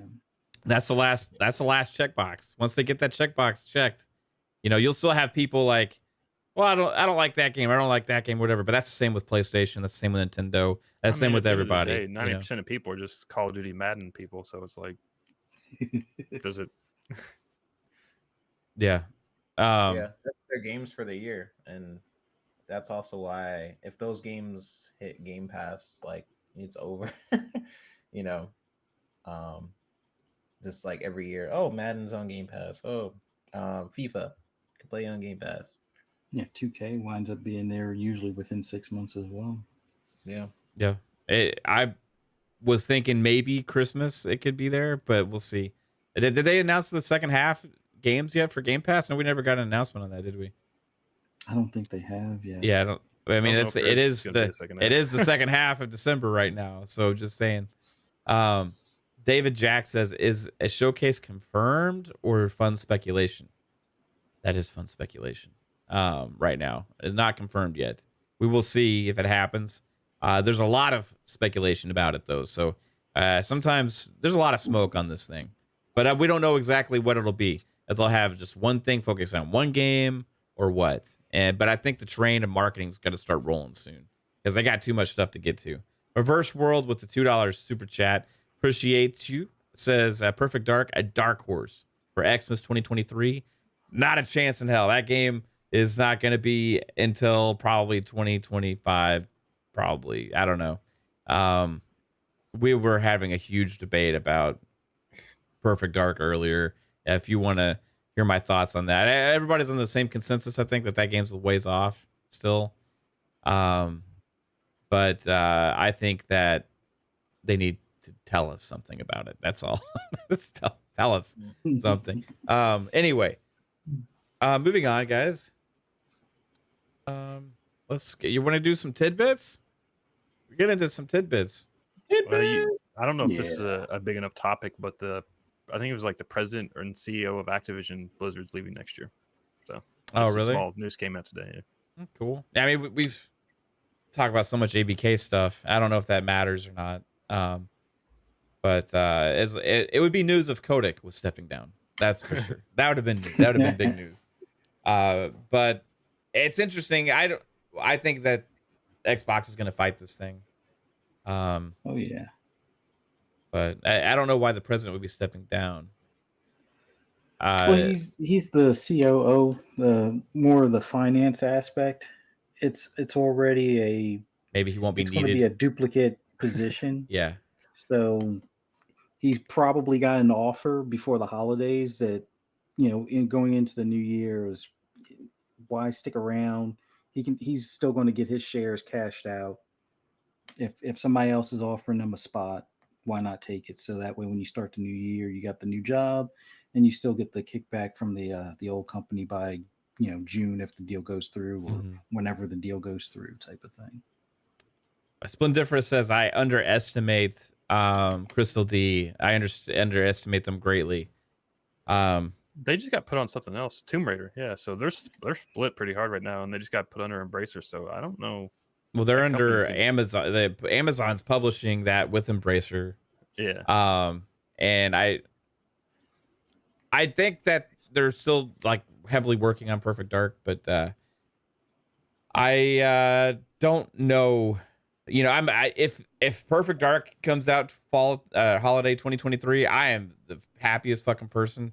You know what I mean? I'll be jumping up and down, super excited. But based on the fact that we've had no information 2.5 years on those games, I highly doubt it. But if there was one that I would feel like could be more possible, like I think it's not Fable.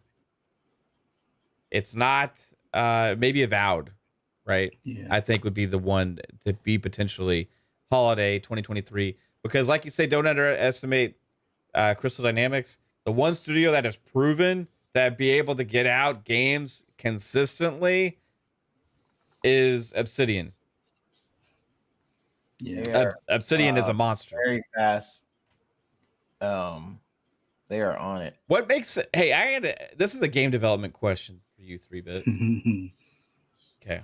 Yeah. As a developer, and you were an animator in the industry, you've worked on games for Ubisoft, so you've seen kind of how they work a little bit. You've worked on games for Microsoft now and stuff like that. Yeah. Maybe these are two bad examples because those two studios are known for taking a really damn long time on their games. But you haven't worked with like an Insomniac or an Obsidian who are known for getting their games out fairly quickly for what they were able to produce, right? Yeah. What is the difference between a game studio? What's the main thing you feel like happens at a studio that's able to crank out these games every 3 years, 2 years, as opposed to these studios that take 7 years? Culture is huge. I don't know, like because for example, Obsidian culture like is a big thing, and when I talk about culture, I mean like from the top down.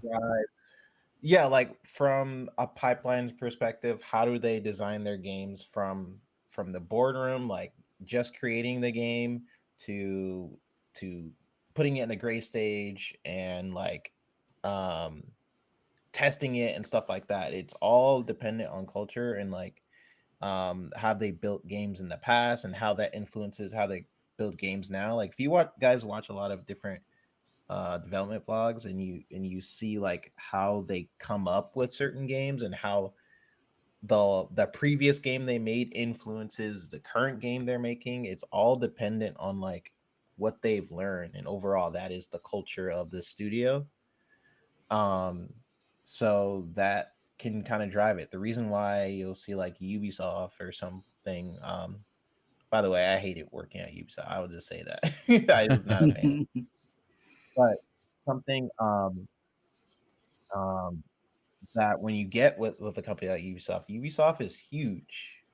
Like there's so many different studios that communicate with each other. You have devs coming in and out, and like the culture there might be just pretty different because you have all these different teams that have to communicate with each other. Like, hey Stacy, I need this design thing by 12. Oh, but that person have to communicate with that person. You know, it's all dependent on the culture of the studio. I feel like Obsidian is very tight knit. They're like a tight team. Also, no one shits on Obsidian. Like Call of Duty, like everyone shits on Call of Duty no matter what they do. So like the devs are going to be taking that like in is like, oh, my work's just garbage because like everyone on the fucking internet hates it. So it's like we kind of have an impact on that too, where it's like, yeah, certain devs get certain Yeah. passes too. Like no matter if it's good or Like bad. they're From like, oh, Software is that- another example, right? Like they get games out fast. I mean, Elden Ring took a long time, but you know they have multiple projects always in development, so you never seem like you're waiting for the next big From Software game for too long.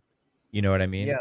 It's all dependent on just like how you organize the studio. It's almost as simple as that, because a director may have a certain vision for like what's actually important. Like for example, if you guys watch Avatar 2, it took 14 years to come out, right?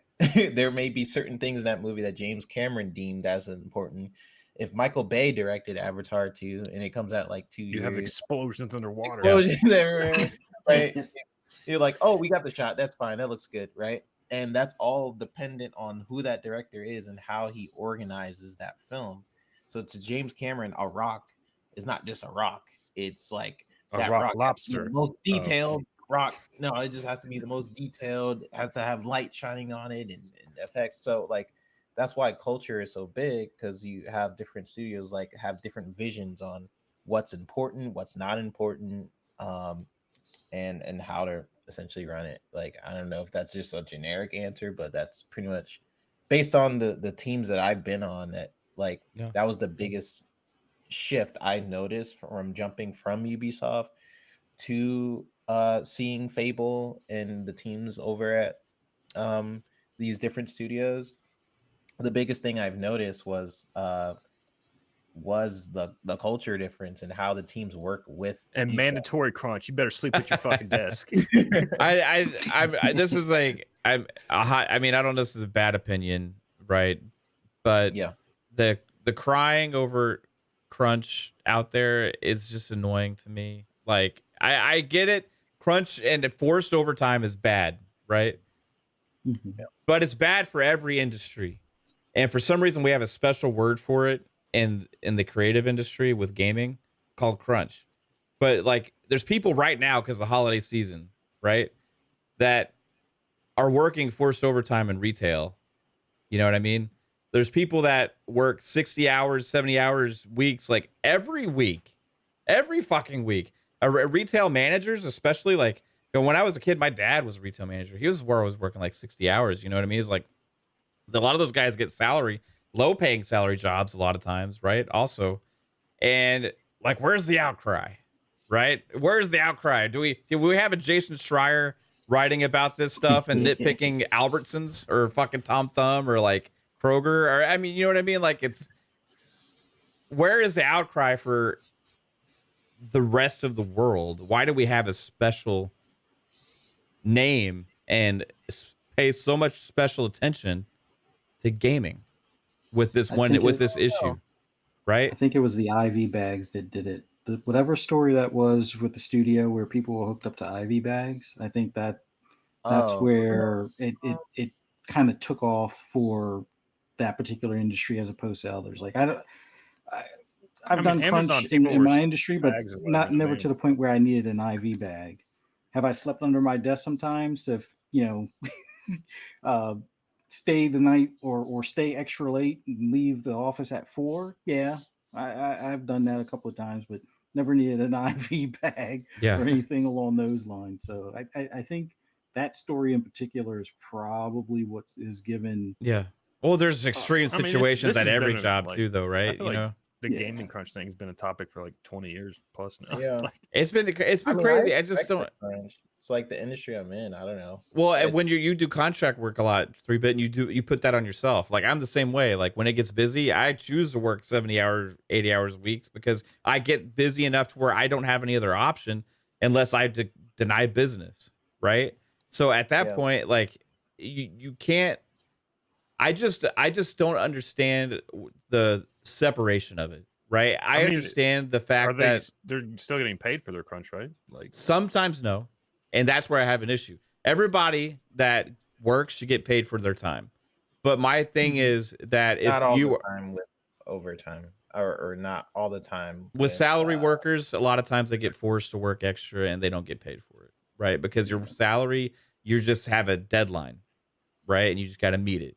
So you could, but the thing is, that's a thing across all industries with salary, like deadlines happen. And the thing is, I just don't I understand the fact of trying to respect that people should be paid for their time, and you should respect, and people shouldn't be forced to work more than 40 hours a week for the same amount of money, right? What my issue is it's not a separate issue in gaming than the rest of the industries out there. I don't know, like this is just kind of thinking like if it's like a big studio, like you could have like 300 people crunching, whereas like if it's just like a retail manager, this like it's just him, you know. So it's like you have 300 people getting not paid for overtime versus the store manager. So like I worked at a retail job, okay, and it was okay. We got to get this whole thing done, and everybody's got to work from 7 a.m. till 11 at night, 6 days, right?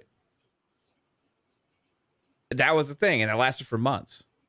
You know what I mean? So it's not, it doesn't just fall on the managers as well. Like and besides just retail, this goes into a lot of industries. I mean, you can pick one. And the thing is, like, it gets weirdly separated as a specific issue. Yeah, I was just trying to think of why. The toxic, I guess that where a lot of the conversation can stream from is because I have to crunch almost every week. It feels like every week or so. So I understand the conversation. I think a lot of the toxic side of it can be where it's expected and you'll be punished if you don't. That's where I feel like where I understand that side of the conversation. But a lot of people, honestly, I see a lot of crunch comes from people wanting to either move up. They're like, I am a junior dev. I want to be a senior dev. I want more benefits. I want to impress the team, or I don't want to let the team down. It comes from a variety of reasons. I have to do overtime quite a bit. Mostly, it's usually because of misorganization somewhere else, like some other dev freaking jerk devs Also, will be like, I don't want to do this, and then that affects me, and then that will affect someone else. So another reason is because they only really write about video game crunch. Like no one's writing an article about that's exactly store manager. That's what I'm saying. I'm not saying it's not an issue. Like I agree that it's the issue. I don't think it should happen, right? Yeah. But my thing is, why is gaming the only thing we talk about with it? I don't know. I think it's only because like that's our hobby. Like I've seen it with Amazon. So my wife's a teacher, but she'll talk about the crunch aspect as far as the retail workers. Like how Amazon mistreats their workers, but yet they'll have it where, or no, Walmart's probably a better example. It's like they'll hire twice as many, part-time workers because they know they don't have to pay them benefits, but then they'll have them do these extra hours. And if they decline to do the extra hours, they'll just let them go for somebody else, but they'll make sure that they cut them off before they get to 32 hours so they don't reach into that full-time status. So some of it, I guess it depends on what your hobbies are and what your profession might be compared to what you're looking at. Because like when I was in the automotive stuff, I didn't pay attention that much to gaming crunch. I just knew we were doing crunch for our website, and I knew we were doing crunch for other various things in our industry. But I didn't pay attention to video game stuff. I mean, I played video games. I just didn't pay attention to crunch. It's like when I would hear crunch, like, oh, they're working all these extra hours. I'm like, yeah, our company did the same thing. We launched a website and we ordered Outback, and we didn't leave the office until 4 a.m. I mean, we got there at like 6 a.m, and then we didn't leave until 4 the next morning before the site launched, and we had a couple of crashes in the meantime. So, but I don't know. I think we notice it because we're into gaming.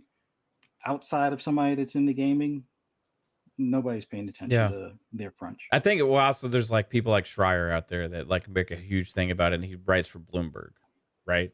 True. So you see this outcry, he even makes a book about it and all these things. Like I just think there's a special attention brought to it out there from some of the like media that covers the gaming side as well. I remember when it became a thing, it was like all the gaming news publications and everything was Well, that's talking 'cause about there's it. no You know? updates from the games for 2 years, so what else to have to write about? Right. My point, because of that, it's like, it's like, what I remember It's weird thinking, 'cause it's like, so I'm being informative. forced to work all this damn extra hours right now too. Like, why is nobody out there writing an article about me? You know what I mean? Like, saying, hey, save Mav from his shitty job. It was just like, just the game devs, and it's like, it happens, across so many different industries that I just feel like it's a culture thing, right? It becomes a culture thing because you have all these media people and people that have been big into games media really pushing, and that goes into the social media aspect. And if somebody says they had a bad workplace issue with gaming or something, all these big media personalities within gaming come out and they like share it and they like make a big, huge thing about it. But like, that's because we focus, like, you're right. It's because it's an entertainment thing. We're engaged and we're interested in that. But there's not an engagement or interest in everyday workplaces, right? There's not like people looking up, what's the insurance thing going on today for the insurance people out there? Is there any insurance news out there that we can all celebrate, or you know what I mean? What's the grocery? Let's all look up grocery store news. You know what I mean? It's like all that stuff is not really like exciting, or doesn't have media personalities covering all of it all the time. Yeah. Right. But like, I wish those same people that talk, here's the thing, when they talk about it with gaming, I wish they would not act like it only exists in gaming. That's my point. Yeah. Yeah. I agree. And it's weird. It's weird because I have to crunch so much. So it's like, I don't know. I think I'm for a union for gaming. But the at the FTC is same not, time, apparently. I feel like it's gonna be hard for certain studios to do a union just because of how ingrained the crunch culture is within the pipeline of development. That's with movies too, like not just video games. So it's like you would have to kind of change how development works, because games take a long time to make. Yeah, and years. It's freaking hard. It's not just like, I'll just make the AAA Forspoken like 5 seconds, and it's freaking hard. And I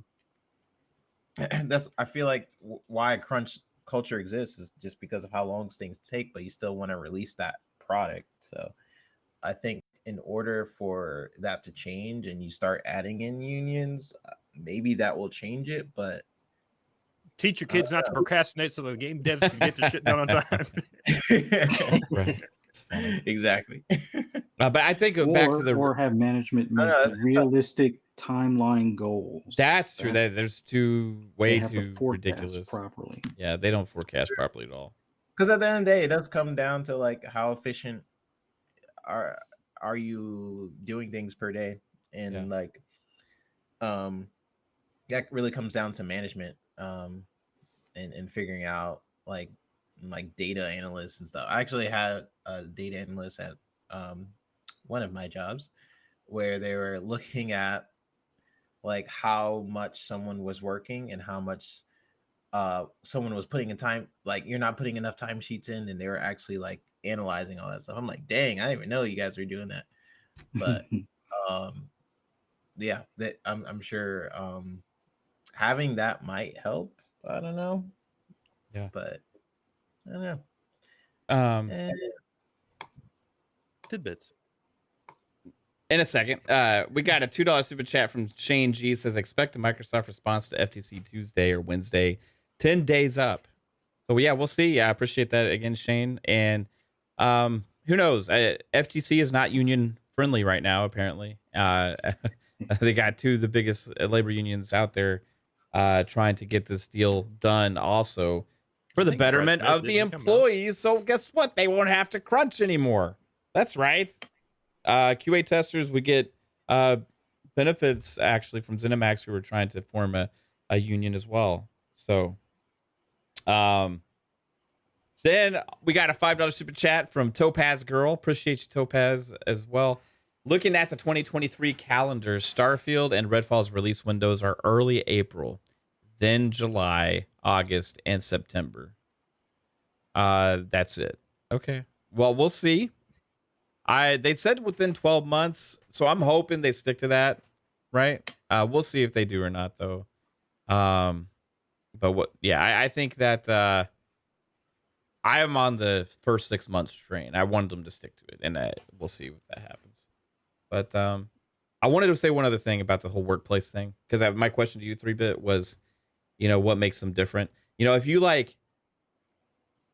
go to different, you could go to 5 different Wendy's, right? Yeah. And 3 of them can be shit and 2 of them can be good, right? And it's all based on consistency on how they put out stuff. I got a McDonald's right by my house that sucks ass. Every time I go there, it's fucking cold. They get shit wrong. Everything. They ask you to pull up. I'm a Wendy's pull up to spot number 1 so I can bring you cold ass wrong food, please. Yeah, that's what it is, right? And that's what happens at my fucking McDonald's. 10 minutes away, there's another McDonald's that we drive it further to go to. Yep. Fucking, you don't have to pull up spot number 1. They fucking give you food at the window. It's hot and it's right every fucking time, right? Mm-hmm. And the employees are nicer at the speaker. They're nicer at the window. The McDonald's by me, the guy's like, "What can I get you?" And I'm like, "Can I get a double cheeseburger? No pickles." "What can I get you?" Yeah. Or they interrupt you when you're talking. All these fucking shit. What I'm basically saying is management, right? Yeah. Management, ownership first, because ownership decides on the management and make sure the manager's upholding to their thing. Then management, right? And then culture. You can tell the people that bring in employees care about training them properly, or care about leading them in the right direction, making sure they know what they're supposed to do and how to do things, right? And you got the ones where the manager's trying to do everything themselves, and all these fucking kids are on their phones. You know what I mean? Looking down. But isn't that also also the downside of unions, because you can't just fire them if they're just on their phones. Right. There you go. But what I'm getting at is every studio has their own culture, right? And it comes from whoever's in the charge of that studio, more than it does Microsoft. But although Microsoft is ultimately there, I feel like these legendary devs that have been in the gaming industry for forever, the people that are at Insomniac, the people that are at Obsidian, right? The people that are in Exile, I would put in that category also. You can just sense it, right? And they keep people updated more too. I will add that as well. And they do just such a great job at getting content out. And I feel like you can't just bottle that and recreate it, right? Because it's all comes from the top down. So in order to do that, you got to fucking bottle that guy and put him over there, or that girl or whatever. And so you need I'm not bottling any dudes. I don't know. But that's why, honestly, that's one of the reasons why I think Microsoft went the direction of buying these studios. Yeah. Because you're bringing really in the magic, It really does matter who you have. You'd be surprised of I wouldn't always say because game development is a team thing. One person is I feel yes, you can have a really good leader, and you want a good leader for sure. But if you have a good leader and then people who don't really want to do the things that you're saying, I don't trust you, you don't know what you're talking about, I'm gonna do it my way, then that affects everything else. So you need a good leader and people who are overall passionate about a singular vision. And that's why everything sort of goes to culture. Everyone is sort of in sync of what's happening. They understand, passionate about it. But not only that things could lead to delays just because of mismanagement. I've seen it. I've seen literally someone from a completely separate department of not the main, like not an animator, uh, not a programmer or something, someone who's in a completely different department, not having great enough communication for that art department, which changes everything. So that's why you really need like everybody in sync to have like an efficient. What if they would be in the Backstreet Boys? Well, Backstreet's but everybody back. sort of has to be. Alright. That's why culture to me and pipelines are very in sync. Like how you make a video game and how you're like, I'm an animator, I'm passing this to you, I'm gonna take this, put it in a level, I'm a level designer. If all that is just like really good and it works for your vision of the game, then you have an awesome studio, because you can just sort of shell it out. Some studios may not have that all together. Maybe one department, they're still sort of figuring out how to do it with their tech. It can kind of go in a lot of different places. But that's why game development is hard, and then that's why every studio is different. Yeah, because all of them have different processes, different managers, all that stuff, all that fun stuff. Turns out workplaces are different everywhere. Yeah. So. Yeah. What do you know? Yeah.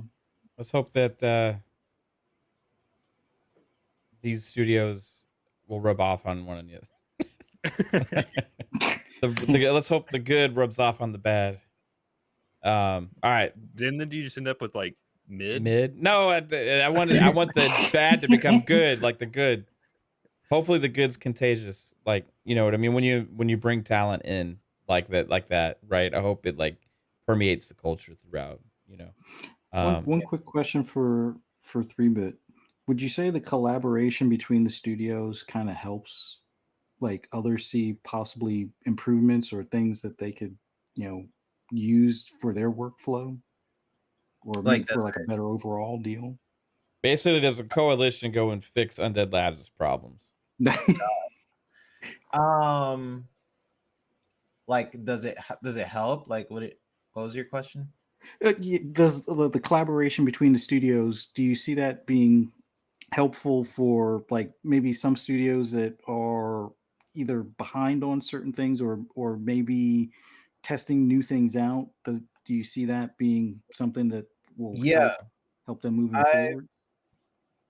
Yeah, I think it helps them, because it'll start off with like a specific thing. Mm-hmm. Soon, Tony, soon too. It'll start off with a specific thing. Like, I'll give you. Well, I can't tell you exactly. Give me an example of it. Something that's with Fable right now that you've seen that like it helps. What I will say is like if it's like a specific thing, like I need my waterfall to have better ripple effects. Coalition, you had a pretty good. Or let's Sea of Thieves, you had awesome water for Sea of Thieves. Can you tell us like what you did for your water? And they're like, okay, sure. The cloud. Did the cloud, and they'll tell them. But then that might turn into another conversation, like, oh, within that, this is how we also organize X, Y, and Z. And they're like, oh, let's talk more about that. And then it becomes other conversations, if that makes any sense. Because like, which can be very helpful for either that game or even future games. So like, let's say what advice one studio might tell you, like, oh, that doesn't really work for this game, but hey, that might work for another game. So that's why the communication with the studios, I personally think it's great. These different studios are constantly sharing technology, talking with each other. That's awesome to see. You never really know where that might lead. But also, their other studios are just like there for support. They're not completely just like, give me that game, I'm going to show, it's more so and just like, here's how we can help out we're busy with our projects, but I have some time. You wanna, you know, so yeah, that's pretty much it without me saying too more.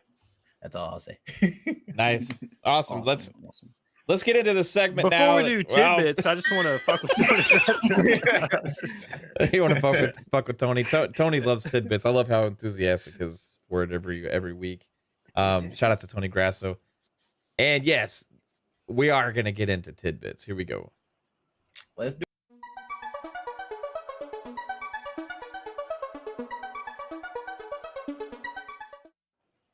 All right, everybody, this is the segment Tidbits. We're going to look ahead at the games releasing for this week.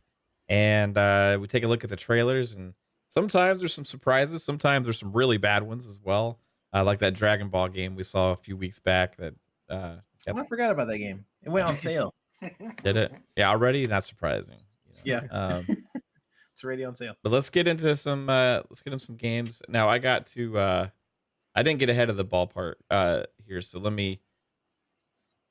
create this real quick. This is a Steam link, so it's gonna be loud. There we go. All right. I figured out how to adjust this last time. And bringing you up in a second. Oh, did you just turn Steam down like from your taskbar and not? I'm going to do it from my actually mixer bar thing I have right here. And where is it? Here it is. There we go. Sorry, I couldn't find my link. This game is, what is this game? Coffee Shop Tycoon. Coffee Shop Tycoon. All right, Coffee Shop Tycoon. There's a picture of a rocket though. Yeah, there is a picture of a rocket.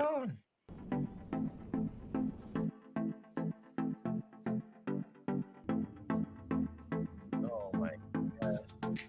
Are you sure this is Coffee Shop?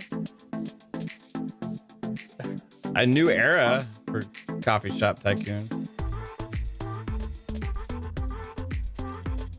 Yeah, I guess you run a coffee shop in space. Do the wrong one? No, this is Coffee Shop Tycoon. That was just some of the content in it. This is Bonus level. releasing on PC for $10. I could just go play Roblox. There's like 1,000 of these in there for free. There is.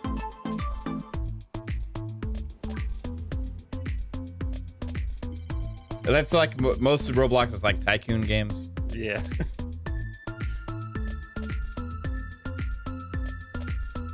Like Kate actually is probably gonna be interested in this.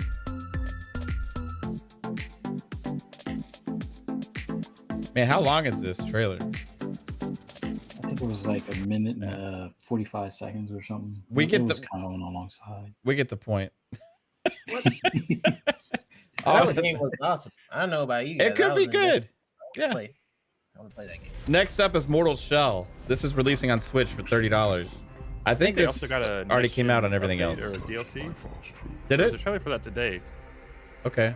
Oh yeah, this game's not out, or it is out. It's right? out. This is releasing for Yeah, Switch it's been now. out for Xbox Yeah. and PlayStation. You know, like typical Switch gets its like 5-year later port. Yeah. I don't remember when this came out. It was a couple years ago, right? Yeah, Maybe this past it year. was something like 2020 or something, or 2019. Right on.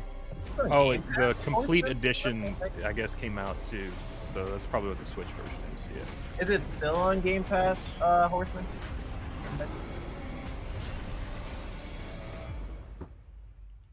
I remember trying this game. It's basically just like a Dark Souls, right? But it's like Kinda. a successor to it. All right, this next up, Potion Craft. This just launched in Game Pass. Yeah. Make your potions. I mean potions. Ooh, I like the style.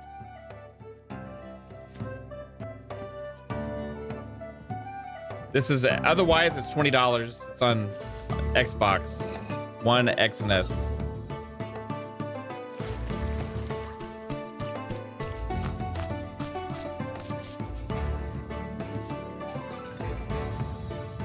Ooh.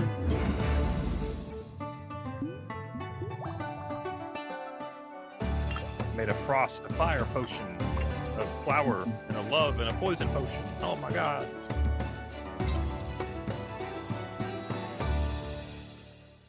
Ooh, I like it. Potion craft.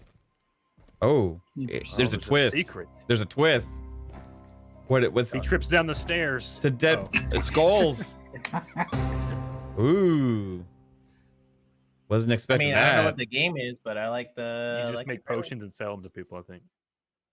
Oh, cool. I'm starting to really like weird, simple games like that, like Coffee Talk, whatever. I played the whole game. I was obsessed with it. Yeah, I really like that Like one game where you like put stuff away in the houses that you moved in, like you move into. The moving out or not moving out, moving in. Oh yeah. I know what you're talking about. I don't remember the name of it. The unboxing or something? Yeah, Unpacking? unpacking. Yeah, Yeah. that's it.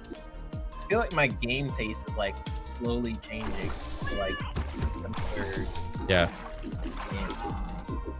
You get too old, you suck at Halo now. yeah. Alright. Can't move like I used to. Equip new powder for trinkets. 3-bit is now 2-bit. This is Turnip Boy amidst tax evasion. Oh, I never even said what this was. Thanks. It's $15 on PS4.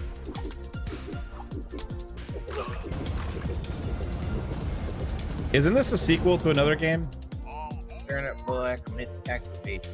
Sunset Station. Mm-hmm. All right. Interesting. Is that a game passer? Or is that a non No, it's game just on passer? PS4, I guess. I don't know. Oh, so it's a Yeah. non-game passer. I think it's Non already Game on Pass. Switch and PC. It's finally coming to PlayStation. The next one's already in Game Pass on the series consoles. Yep. And this trailer is for Xbox One. Xbox One version for $20, but it's on sale for $10. It's an Naraka Blade Point. Oh, I wasn't feeling this game, but maybe I'll give it a. Well, this is just the Xbox One version. Oh. What was those 3 things I saw? Was it update? I think they added story mode to it or something. Right. Yeah. Like a single Oh, player definitely. campaign. There's some people that love this game. I did play some of it. I wasn't. I mean, I thought it was solid. I didn't get into it though. You know. Yeah. Now, have you tried Wolong yet or no? Yeah, I tried the demo. I thought the demo was pretty cool. But nothing I wanted to play too much until the full game was out. Mm-hmm. Demos like that I don't like playing because I don't like replaying the same segments over again in games. Yeah. You know what I mean? Next up, everybody. And this might be the last game.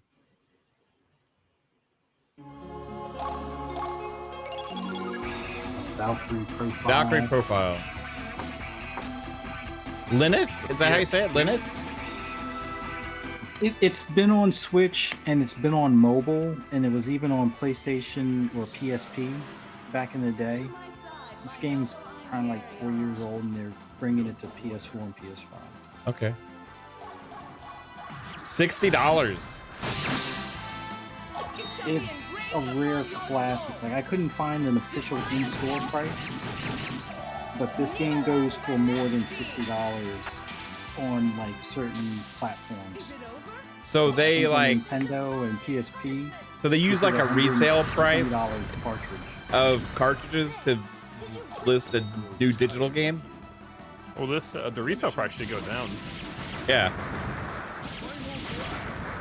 The audio is so bad in this. Oh, They it's didn't- also a 20-year-old game. Yeah, right? but they didn't remaster it to give like stereo.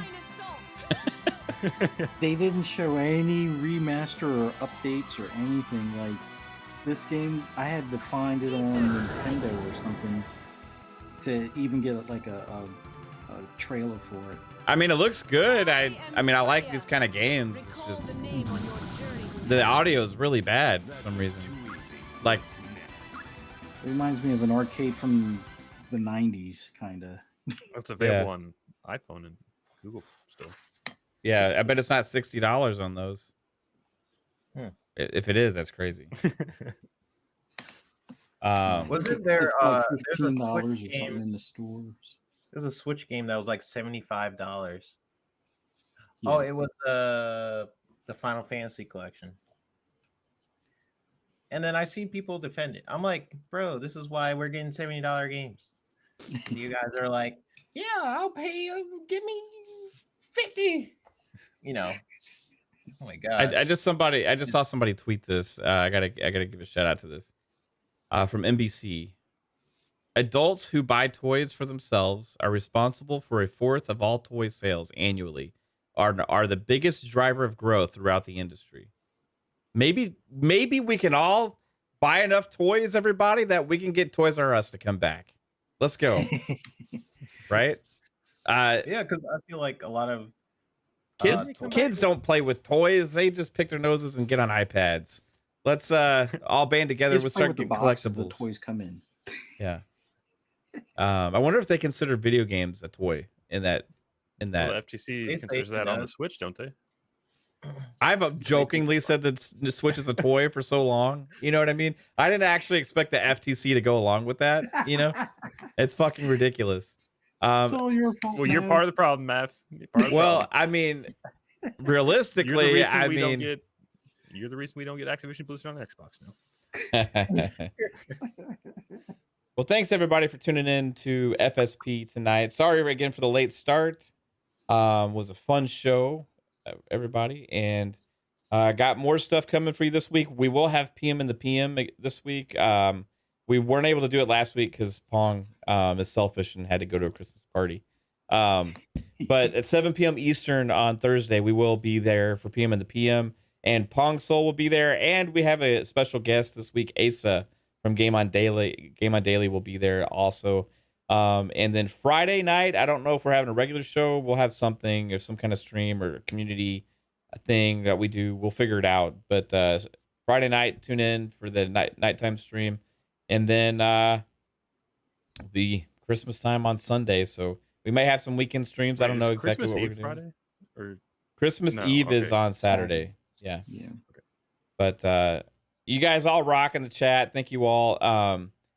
3-Bit, where can everybody find you, bro? Everyone can follow me on Twitter at i3bit. Right now I'm just ranting about how good Avatar 2 is.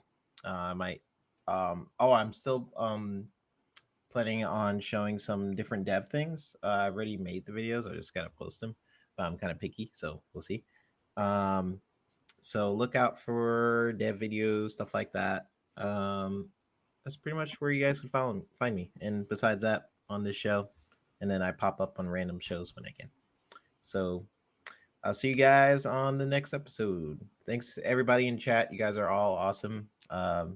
Deccaddo, Victor, Razor, Talos, Tony Grasso, who always wants friggin' tidbits. You're awesome. And everybody else who showed up, like Tom. Yeah. So you guys are awesome. See you guys next time. And shout out to the chat also earlier for voting the correct answer on the poll I put in there. It had 42 votes, and it was, do you believe Xbox should take 30 months between updates on announced games? And they said... I said yes by accident, but I couldn't go back. 76% no. I voted no. I said no because I thought you were saying, do you think they should go to like a 30-month window? Like, but never mind. That's what they did, is a 30-month window. You seemed like you're okay with it. So... announce a game 30 months later, get an update potentially, maybe not. It's been 30 months for some of those games. So chat, thanks for backing me up on this. I did word it specifically in a twisted kind of way to make sure I got the vote. I did it on purpose. I knew I'd get you guys. Nobody, if you just phrase it like that, nobody wants to wait 30 months for news. No. Fuzzy, where can everybody find you, bro? Oh, just thank you for having me on, and thanks to everybody in the chat for coming out and watching us live, and those that'll catch us on replay. For anybody that wants to hear my rambles on anything gaming related, or just rants about my Xbox crashing lately, just follow me on Twitter at fuzzy_Belvedere. You can also catch me on Xbox Ultimate this Friday. Hopefully, I guess, or I guess, can we please do Insurgency Sandstorm game night? Yeah, um, we can do that. and What's it then called? yeah, Insert- Insurgency Sandstorm. Oh, yeah, It's on Game Pass 3-bit. Yeah, It's a military But, shooter. sure. Why not? hope, See the power fingers game? crossed you'll see me there, and yeah, and then back here next Monday on. Well, wait, are we going to do next Monday right after Christmas? I don't know. I don't know. Stay tuned. Stay tuned. We don't plan a lot of things here on this channel, as you guys can tell. Life gets in the way for a lot of planning, so we tend to figure things out at the last minute. Jasper, where can everybody find you, bro? Yeah, Lord Jasper Twitter, Lord Match Jasper on YouTube. If we do a show Friday, can't wait to talk about Xbox marketing again for another 3 hours.